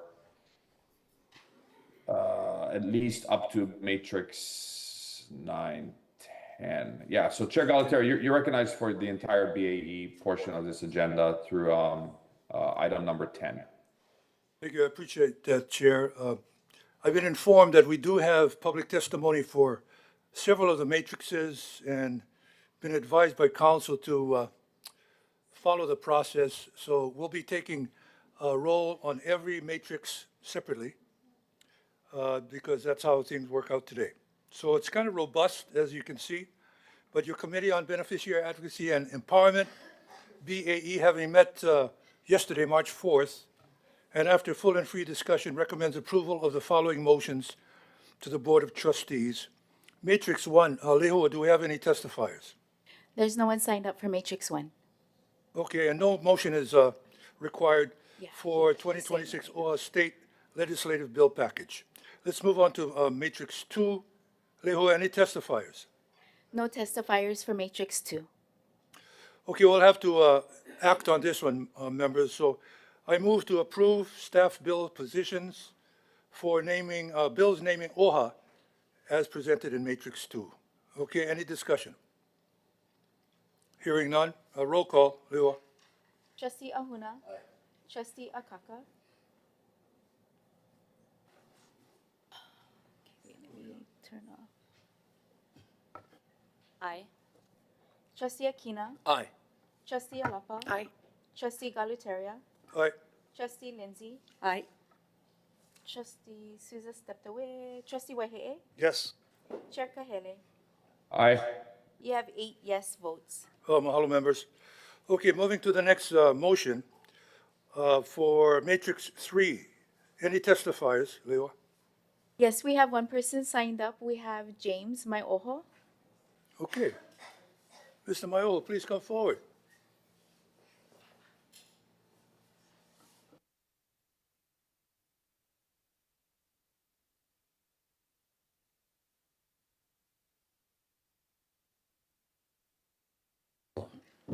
Quick housekeeping. They have me down to testify in 2 matrices, but I'm going to address a theme that I see through several of them. So I'm just going to give one statement and save time for everybody. Yeah. That's fine. Thank you.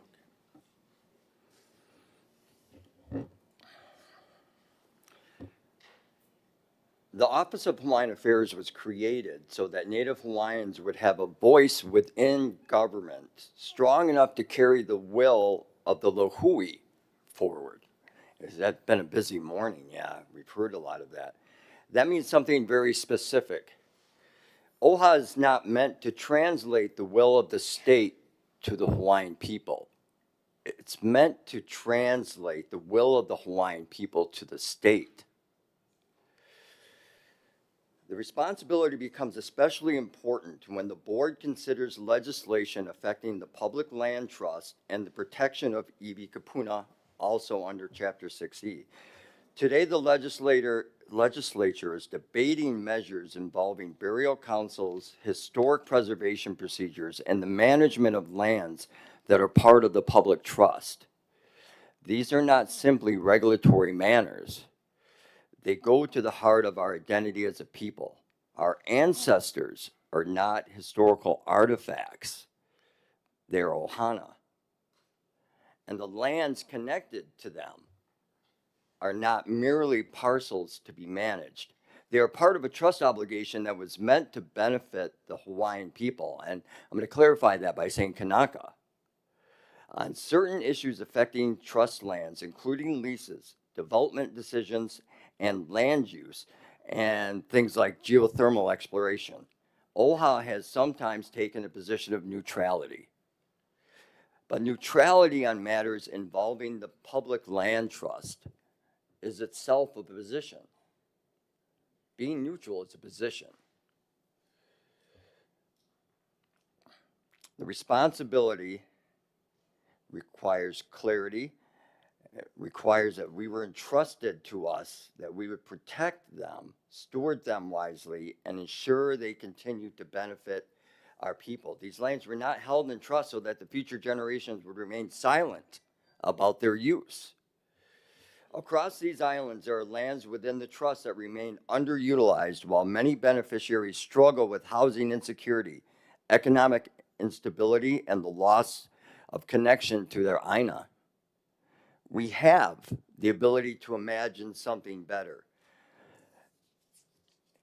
In the language of another generation, you know, we too, Kanaka, have a dream that the lands held in trust for the Hawaiian people will truly serve the Hawaiian people. A dream that voices of beneficiaries will guide the stewardship of these lands. And a dream that institutions like OHA will stand clearly and confidently on behalf of those whose inheritance these lands represent. Trustees must not simply manage assets. Trustees must defend the interests of those trusts, of those the trust was created to serve. History will not remember whether we were cautious and pragmatic during these times. They're going to remember if we were clear about what was pono. The Hawaiian people, Kanaka, do not need another institution that manages their inheritance. They need one that will stand and defend it fully. So when I look at these matrices and things on the military leases, on geothermal expansion, on these, and we're staying neutral on that, you know, if you made a phone call to any one of your beneficiaries, you know what the answer is going to be. And what I'm asking is for a paradigm shift in your decision-making tree going forward. That every decision that's made asks a couple of questions. Does this immediately benefit Kanaka? Does it put cash flow into their hands? Does it reduce costs somewhere? Does it put a roof over some of these folks' heads? We have a ton of unmanaged inventory. And OHA's land trust and DHHL's trust that the state owns that are crown lands that are not being utilized. And there are better ways to utilize this land, rehab the land, and help Kanaka both fiscally and their living security a lot faster than what's being done. And I'm saying this, I'm opining not to cast judgment or disperse what you folks are doing, but I believe that there are better ways. And maybe in the next couple months, I'm going to bring some of these ideas to you to pursue that are already lined up and can be done fairly inexpensively and good. But mahalo for your time, and thanks for letting me opine. Appreciate it. Okay. Chair makes a motion to approve staff's recommendations for bills affecting the Public Land Trust as presented in Matrix 3, except for HB 1603 relating to agricultural park leases from comment to monitor, HB 2395 related to the taking of marine deposits from comment to monitor, SB 2003 related to resource management from comment to monitor, and HB 2593 relating to Mauna Kea from oppose to monitor. Any discussion, members? No? Seeing none, roll call, please. Trustee Ahuna, Aye. Trustee Akaka, Aye. Trustee Akina, Aye. Trustee Alapa, Trustee Galuteria, Aye. Trustee Lindsay, Aye. Trustee Souza, Trustee Waihe'e, Yes. Chair Kahele. All right. You have 9 yes votes. Mahalo, mahalo, members. And thank you, James, for coming in, sharing your thoughts, your mana'o. All right, let's move on to our next matrix, Matrix 4. Any testifiers? Yes, we have one. Oh, their hand went up. We had one person online. Okay. Ohana Unity Party. Ohana Unity Party. Okay. Is that Mr. Billionaire or something? That's not the one. Okay, Ohana Unity Party, are you there?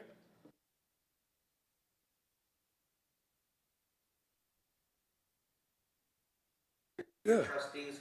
So I wanted to testify That's on what I thought. Matrix 3, even though you already approved it, because I was concerned when the trustees were inside the room for Matrix 3 regarding the public land trust. Because you guys are supposed to be getting $394 million according to the math, and you should be getting about $78 million, 39.4. 394 times 20% is $78 million. You're capped at 21.5. So you're being shortchanged about $58 to $60 million annually. The state said in the presentation that OHA is not a state entity, quoting Article 12, Section 5. Well, that's incorrect, because I'm reading it verbatim for you guys, because the state's saying it's not an entity, but it is. In Article 12, Section 5 of the 1978 Constitution, before I was born, there is hereby established an Office of Hawaiian Affairs. The Office of Hawaiian Affairs shall hold title to all the real and personal property now or hereafter set aside or conveyed to it, which shall be held in trust for the Native Hawaiians and Hawaiians. There shall be a board of trustees, you guys, for the Office of Hawaiian Affairs, elected by qualified voters who are Hawaiians as provided by law. So according to this definition, you guys are a semi-autonomous state agency. And when the state argued that you are not a state agency, that's a clear lie, because OHA has sued the state of Hawaii in 2006 in the Supreme Court for PLTEL revenue. OHA has also sued the state of Hawaii in the Supreme Court in 2009 when they tried to sell lands without your approval and called OHA just an advisory board. This is a clear, blatant breaking of their own 1978 Constitution, and it's breaking the foundations. There's also the statutory confirmation of HRS 10-3 that declares OHA the principal public agency in this state responsible for the performance, development, and coordination of programs and activities relating to Native Hawaiians and what you guys are doing currently.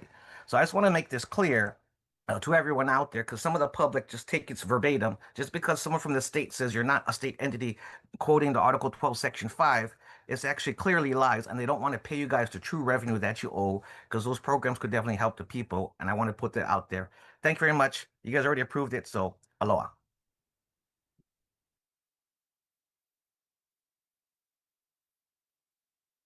We can actually apply your testimony to some of these other matrices where appropriate. Okay, so thank you very much for that. Okay, let's move forward for this motion to approve bill recommendations for bills affecting natural resource and Native Hawaiian traditional and customary practices in Matrix 4. Okay, but we took the testimony for Matrix 3, but that's okay. We'll apply it according to our counsel. Okay? All right, any discussion on this one? Matrix 4? Pardon me? For 3. It was for 3. We just didn't hold them up. Okay. Seeing. Yeah, we're approving 4 right now. Okay. Any discussion? Okay, roll call, please. Trustee Ahuna. Aye. Trustee Akaka. Aye. Trustee Akina. Trustee Alapa. Trustee Galuteria. Aye. Trustee Lindsay. Aye. Trustee Souza.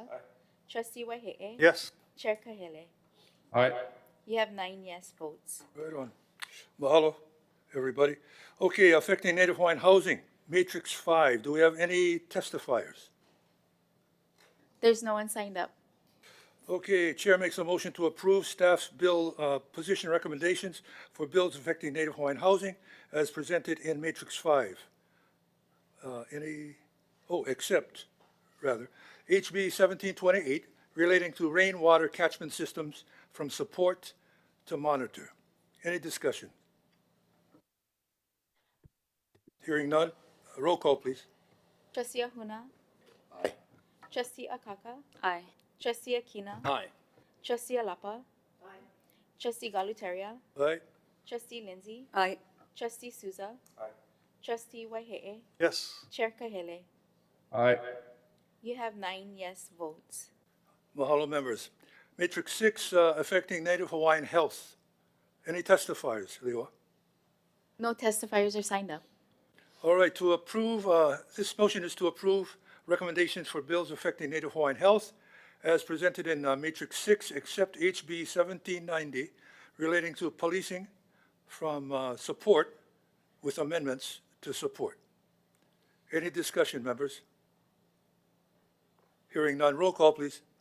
Trustee Ahuna. Aye. Trustee Akaka. Aye. Trustee Akina. Aye. Trustee Alapa. Trustee Galuteria. Aye. Trustee Lindsay. Aye. Trustee Souza. Trustee Waihe'e. Yes. Chair Kahele. Aye. You have 9 yes votes. Mahalo, members. The next is Matrix 8, bills affecting economic stability. Any testifiers? Sorry, we're on Matrix 7, Trustee. Pardon me? Sorry, we're Oh, 7. Matrix 7, yes. For heaven's sakes, Brickwood. Okay. This is Matrix 7. Yeah, bills affecting Native Hawaiian education. Any testifiers? There are no testifiers. Okay. Chair moves to approve recommendations for bills affecting Native Hawaiian education as presented in Matrix 7. Any discussion, members? Hearing none. Roll call, please. Trustee Ahuna. Yes. Trustee Akaka. Aye. Trustee Akina. Aye. Trustee Alapa. Aye. Trustee Galuteria. Aye. Trustee Lindsay. Aye. Trustee Souza. Aye. Trustee Waihe'e. Chair Kahele. Aye. You have 9 yes votes. All right, mahalo. Matrix 8, for bills affecting economic stability. Any testifiers? There are no testifiers. All right, I move to approve recommendations for bills affecting economic stability as presented in Matrix 8. Any discussion? Hearing none. Roll call, please. Trustee Ahuna. Aye. Trustee Akaka. Aye. Trustee Akina. Aye. Trustee Alapa. Aye. Trustee Galuteria. Aye. Trustee Lindsay. Aye. Trustee Souza. Aye. Trustee Waihe'e. Chair Kahele. Aye. You have 9 yes votes. Oh, mahalo for that. Okay, we're at Matrix 9. Recommendations for bills affecting Hawaii Revised Statutes, Chapter 6E, iwi kupuna, and historic preservation. Any testifiers? There are no testifiers. Okay, Chair moves to approve recommendations for bills affecting Hawaii Revised Statutes, Chapter 6E, iwi kupuna, and historic preservation, Matrix 9. Any discussion, members? Hearing none, roll call, please. Trustee Ahuna. Aye. Trustee Akaka. Aye. Trustee Akina. Abstain. Trustee Alapa. Yes. Trustee Galuteria. Aye. Trustee Lindsay. Aye. Trustee Souza. Aye. Trustee Waihe'e. Yes. Chair Kahele. Aye. You have 8 yes votes and 1 abstention. Mahalo. Okay, our final matrix is on recommendations for the 2026 legislature OHA position on governor's messages for state board and commission confirmations. Any testifiers? There are no testifiers. Okay, Chair moves to approve the recommendations for the 2026 legislature OHA position on governor's messages for state board and commission confirmations. Matrix 10. Any discussion, members? Hearing none, roll call, please. Trustee Ahuna. Aye. Trustee Akaka. Aye. Trustee Akina. Aye. Trustee Alapa. Aye. Trustee Galuteria. Aye. Trustee Lindsay. Aye. Trustee Souza. Aye. Trustee Waihe'e. Yes. Chair Kahele. Aye. You have 9 yes votes. Mahalo, everybody. Chair, you have the floor again. Okay, thanks, Chair Galateria, and mahalo to you and Vice Chair Kaka and the advocacy team for all your hard work this legislative session for the last week. Okay, we're going to go to the next item on our agenda, the chair of the Budget and Finance Committee for item number 11 on new business. Chair Wahe, you're recognized. Thank you, Mr. Chairman. Mr. Chairman, as your Committee on Budget and Finance has met and engaged in full and free discussion, I'd like to move that we approve OHA funding for Ho'akoakoa Lahui Event Sponsorship Awards for the following organizations and events for fiscal year 2025 to 2026, quarter 4. Hanai Kai'aulu Maku'u Cardboard to Soil Festival, Boys and Girls Club of Hawaii, Project Hope, Purple Maya Foundation, Hawaii Cooperative Hui Gathering. And is this all part of the same motion? The motion where it says underline right here. This is what it says motion. Yep. Decline sponsor. So this is the motion. Is that part of the same motion that I just read? This is the action item, and then right here it says motion. Can you just Oh.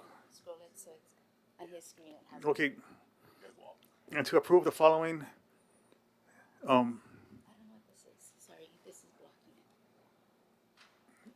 This is what you need to read. To approve the following declines. well, so what I read was nothing at all. You were just reading the action item title. Okay.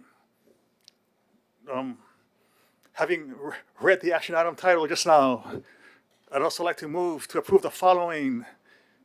Oh man, seriously? Decline sponsorship funding for item 7. I'm just going to I make it smaller. This is I make it so it fits the whole screen. For item 7, I'm just going to read the item numbers. Declines, because this is too depressing. We decline sponsorship funding for item 7. Approve sponsorship funding in the amount of $11,250 for item 10, and approve sponsorship funding in the amount of $11,250 for item 14.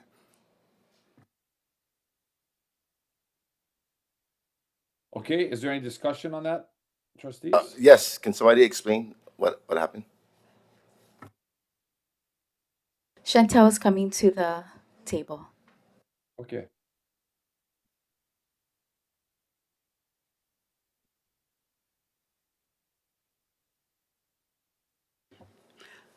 Aloha, trustees.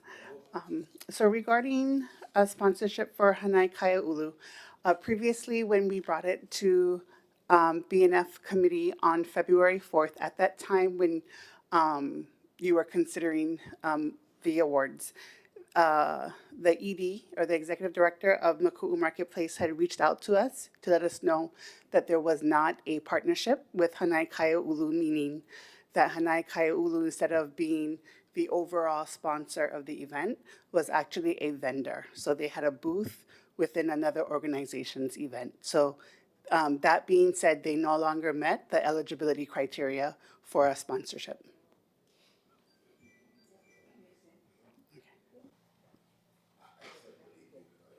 And they're aware, right? They're aware. Yes, we've been in communication with them. Okay. Okay, Chair Wahe, if you're ready, let's roll call vote. Trustee Ahuna. Aye. Trustee Akaka. Aye. Trustee Akina. Aye. Trustee Alapa. Yes. Trustee Galuteria. Aye. Trustee Lindsay. Aye. Trustee Souza. Trustee Waihe'e. Yes. Chair Kahele. Aye. You have 9 yes votes. Okay, thank you, Chair Wahe and Vice Chair Ahuna for your work on the BNF committee and also the grants team, Chantel and your team for doing a great job of screening all of our Ho'akoakoa sponsorship applicants.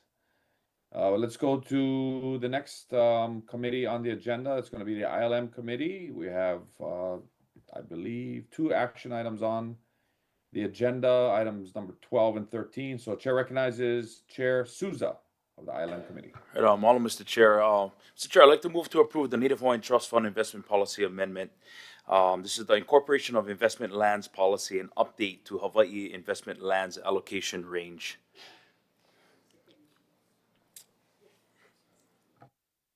Okay, trustees, we have a motion on the table. Any discussion on that? And this is second reading, yeah? Chair Souza? Yes, Mr. Chair.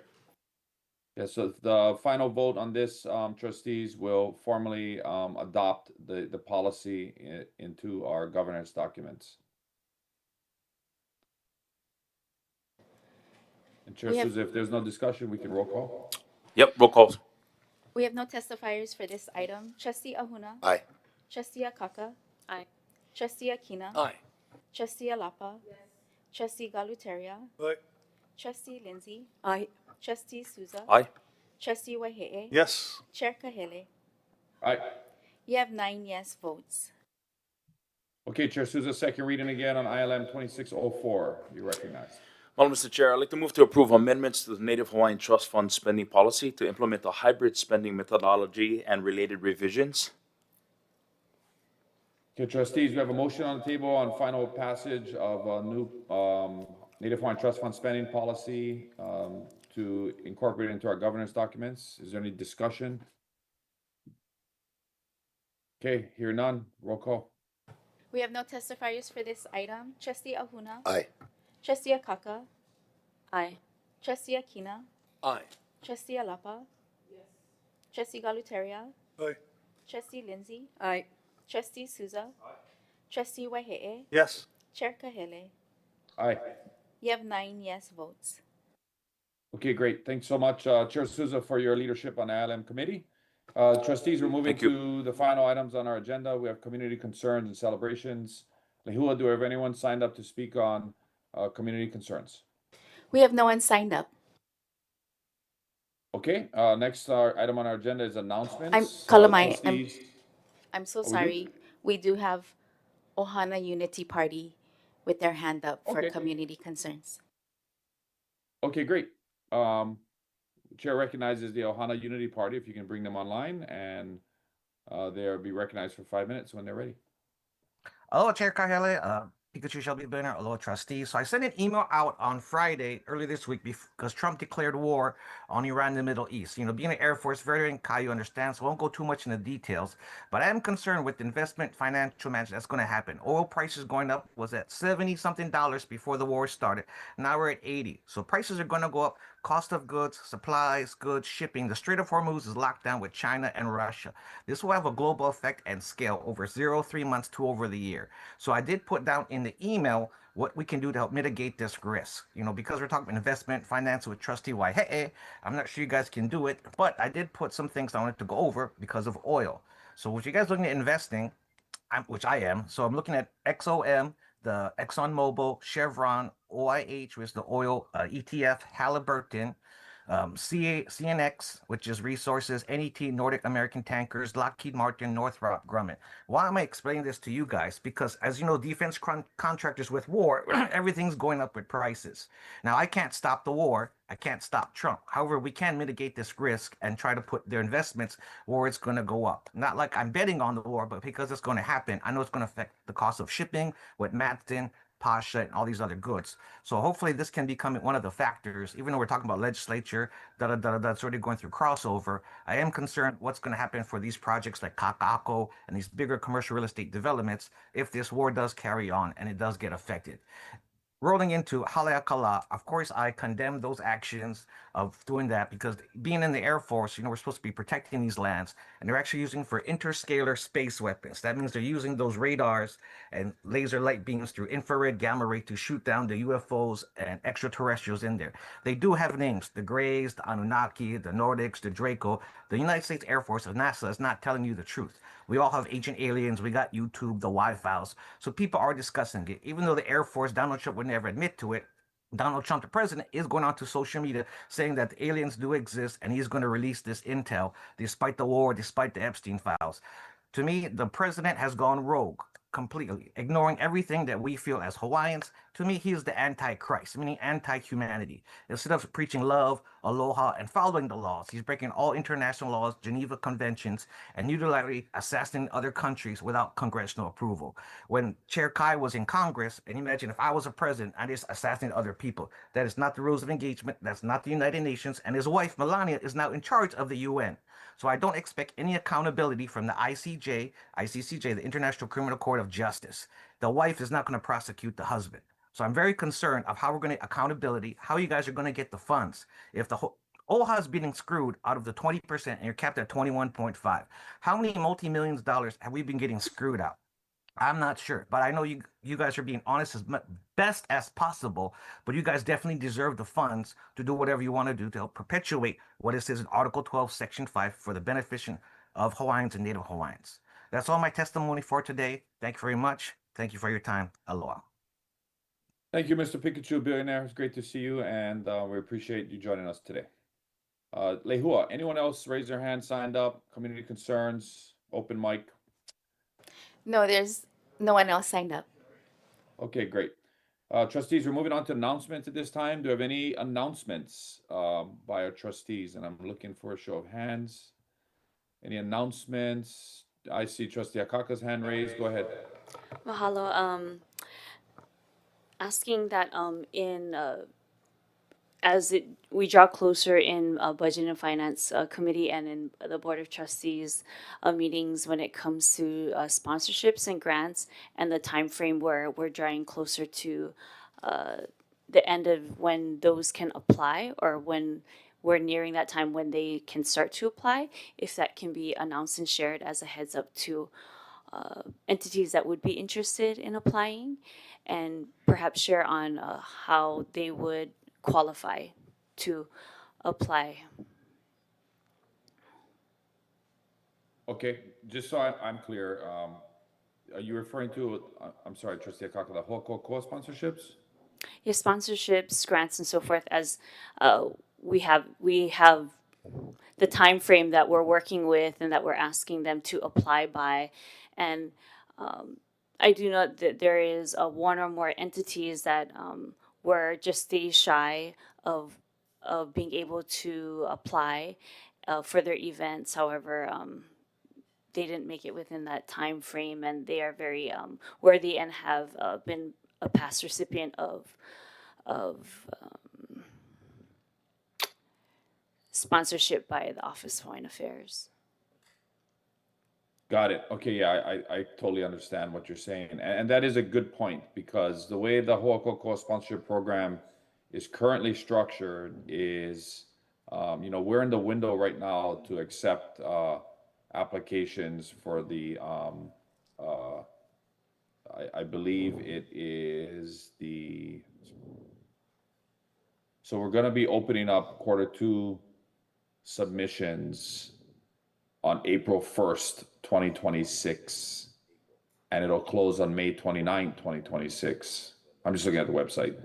And that would be for any Lahui events that are happening between October 2026 and December 2026. So, for all our beneficiaries out there, to Trustee Akaka's point, if your event has to be about 6 months from now in order to be in the window to apply. If you have an event coming up in April or May, that deadline has already closed, as the current structure is the Ho'oko'o program is built. So you should please visit our OHA Ho'oko'o Lahui Event Sponsorship Program webpage, and the deadlines for application submissions are right there, front and center. And so thanks, Trustee Akaka, for mentioning that. Mahalo. Trustees, any other announcements? Going once, going twice. Okay, Chair's got some announcements. Let's see. And is by any, I can't see the room, but is there anybody chance Keishan there? Yes, he's coming to the table. Okay, yeah, if Keishan can come to the table. So trustees, we have a Board of Trustee meeting next week, Wednesday, and that agenda was published yesterday. We'll have an open agenda as well as an executive session agenda. So next week, Wednesday, the board will be convening at, I believe, 9 a.m. As on Hawaii Island, Mokokiawe, we will have a satellite OHA office on Mokokiawe tomorrow. This would be Friday at the Waimea Parker Ranch Shopping Center. So for any beneficiaries on Hawaii Island, especially those that are in the Waimea, North Kohala, Honoka'a area, OHA will be at the Waimea Parker Ranch Shopping Center tomorrow. And then I'm going to let Keishan talk about an exciting internal OHA offsite that's happening on Monday. And I'll recognize Keishan to talk about what OHA will be doing next Monday. Excuse me, Mr. Chair. What time is the Wednesday meeting? Somebody could correct me if I'm wrong. I thought it was at 9. It could be at 10, but I'll defer to Lehua. Yes, the meeting for next Wednesday will be at 9 a.m. and I will be filing it this afternoon, the agenda. Thank you. Yeah, thank you. Okay, thanks. 9 a.m. next Wednesday. All right, Keishan. Mahalo nui, Chair. Yeah, so we just want to announce that we will be doing our next All OHA offsite and learning opportunity, which we have been working with Trustee Alapa and her staff on coming up with a new name, La Ku Ho'okahi, or to stand together, for all of those quarterly events that were discussed here on the board table. On March 9th, on Monday, we will be visiting Iolani Palace and also Kawaihao Church. We have a fully private and actually, also very tailored and curated experience planned for our staff. We will be starting right at 9 a.m., so we are asking for arrival at 8:15 a.m. Both locations are going to have guided tours and also learning experiences along the way. We will not be engaging in any heavy hana for this offsite, so this is more of a learning and ike exchange. Thank you, Keishan. Are trustees invited, Keishan? Yes, they are. So we've sent out a couple All OHA emails, and definitely all trustees are invited and encouraged to attend. Please, do so. Mahalo. Yeah, thanks, Keishan. Yeah. And trustees, this is continuing on some of the positive offsite engagements that OHA did last year. I believe we are attempting to do 4 engagements with our OHA staff a year, so kind of like once a quarter. Some may be offsite, some may be on-site, but it's really a time to do professional development, team building, cultural enrichment, and to take our OHA staff that currently I believe number around 130 FTE or so. Yeah, Keishan. Yes, that's the correct. Opportunity to come together, get out of the cubicles, the hustle and bustle of everyday life at OHA, and get out and really appreciate some of the very historical things that are and special places throughout our Pai'aina that can allow our staff as well as our trustees to ground themselves in the pilina that we have and the work that we do. Anything else, Keishan, to add to that? Yes, I actually have an additional question from Trustee Galuteri that I want to address. So in terms of the time frame, arrival at 8:15, and then we'll be finishing at around 3:45 p.m. that day. The tour of Iolani Palace along with the educational opportunity is going to last for about 1 hour and 45 minutes per group. That's great. And, I believe it's a special visit for us that's been arranged by Iolani Palace. Is that correct? Correct, Keishan, and the leadership there of Paula Akana? Yes, that's true. We've been working directly with Paula Akana on this, and it is fully private, so Iolani Palace is closed to the public on Monday. They are accommodating this tour and providing us with a very special experience. And then when we walk over to Kawaihao Church, we will also have guided tours there and experiences that are not traditionally open to everyone that is able to attend that vahi. And Hailama will help with guiding those tours. Chair. Okay. Yeah. Sorry, go ahead, Trustee Galuteri. Sure. I just wanted to embellish the Kawaihao tour, because for those who've walked this walk with the Iwi Kupuna for many years, we have finished up as much as possible with the burial treatment plan. So you'll see the results of that when you do go to the church. It's really quite exciting. Yeah. Thank you. Excellent. Anything else, Keishan? Nope, that's it from me. Mahalo. Okay, yeah, Keishan, you can stay there just for a second. Another announcement by the chair is posted on our both Board of Trustee website and BNF Budget and Finance Committee website is our upcoming FY 2026, FY 2027 budget briefings. These will commence on Wednesday, March 18th during the BNF meeting, and the agendas are posted there. And similar to what and the exercise that we did last year in preparation for the FY 26 budget, each PIA and their PIA directors will be given an opportunity to present their programs to the Board of Trustees and also the general public and our beneficiaries. Talk about the things that there are in execution that have already been approved by the board and potential new opportunities for the board to consider. And so it looks like we start the budget briefing schedule on March 18th. Rather than take it all in one week like we did last year, we're going to, Chair Wahe wants to spread it out over at least a month. And so it'll last through Thursday, April 16th. And we'll do extensive budget briefings. And it'll also give us an opportunity to look at any type of FY 2027, budget realignments that the board may want to consider, any new programs, grant opportunities and whatnot. So we wanted to let our beneficiaries know that we have this work coming up, and we encourage them to tune in. And then finally, I want to mention for our trustees, and I also think it's important for our general public to know, is that we have and OHA will be doing internal management training, which is being facilitated by the Hawaii Employers Council in coordination with OHA's Human Resources and the Executive Leadership Team. And so these supervisory training that is going to be conducted starting next week, Friday, March 13th at 8:30 in the morning in the board conference room, will allow OHA to strengthen its internal leadership capacity and allow our managers and our most senior leaders and our supervisors to be able to get the necessary skills and enhance their existing skills to be good leaders, make good employment decisions. And we have also, the administration has extended the invitation to all of our trustees to be a part of the training. An email was sent out, I believe, yesterday. And if you can make just any part of the training, I think it would be very, very beneficial. At the end of the day, we are the direct supervisors for each of our trustee secretaries and or aides that make up the board suite. And so I think it's a good training if you can participate so that we can be, as effective as supervisors as we can be. Keishan, anything to add to that?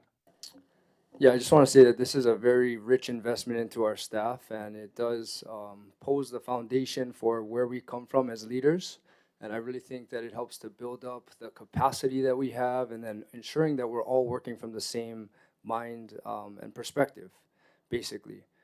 It's broken up into different courses. It is a full day of training, but yes, please, we want to encourage trustees to come and join and hear what our staff are learning. Mahalo. Keishan, any chance it's going to be recorded? And so, if a trustee could not make it for some reason, we could go back and watch it, because I would really like to see the training that is hosted by the Hawaii Employers Council, who these are the subject matter experts and in HR and good supervisory best practices and whatnot. Any chance it'll be recorded? We did inquire about that. This is definitely something that they treat as like intellectual property, and it's very valuable to them. So right now the answer, it has been no, but we are kind of working on like what we can do in terms of if individuals are not able to attend, how can we still continue and help to build that capacity? Okay, sounds great. And I probably would also add that at some point in the very near future, we will be in the performance evaluation window in the spring of 2026, that every OHA staff member should be receiving a thorough performance evaluation from their direct supervisor. That includes the board suite. and the recommendations in that performance evaluation will weigh into the performance-based pay incentives that'll take effect on the FY27 fiscal year budget starting 1 July. Is that correct, Keishan? Yes, that is correct. Okay, wonderful. All right, thank you so much, Keishan. Trustees, any announcements or anything else that anybody Yes.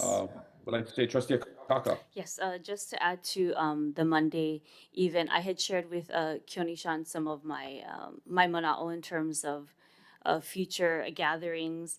I did mention in terms of the frequency, perhaps we could look at annually or biannually for these, as I'm keeping in mind those that are taking from their posts or their hana that they are would be doing normally, and all the coordination that goes into this, as well as the resources, and also acknowledging that on top of Iolani Palace, if you could also touch on the visit with the mission houses and the Hawaiian Historical Society as well.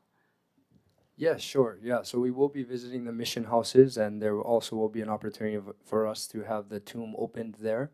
And of course, all of these vahi that they are vahi pana, very sacred, and we want to be able to treat those places with the utmost respect.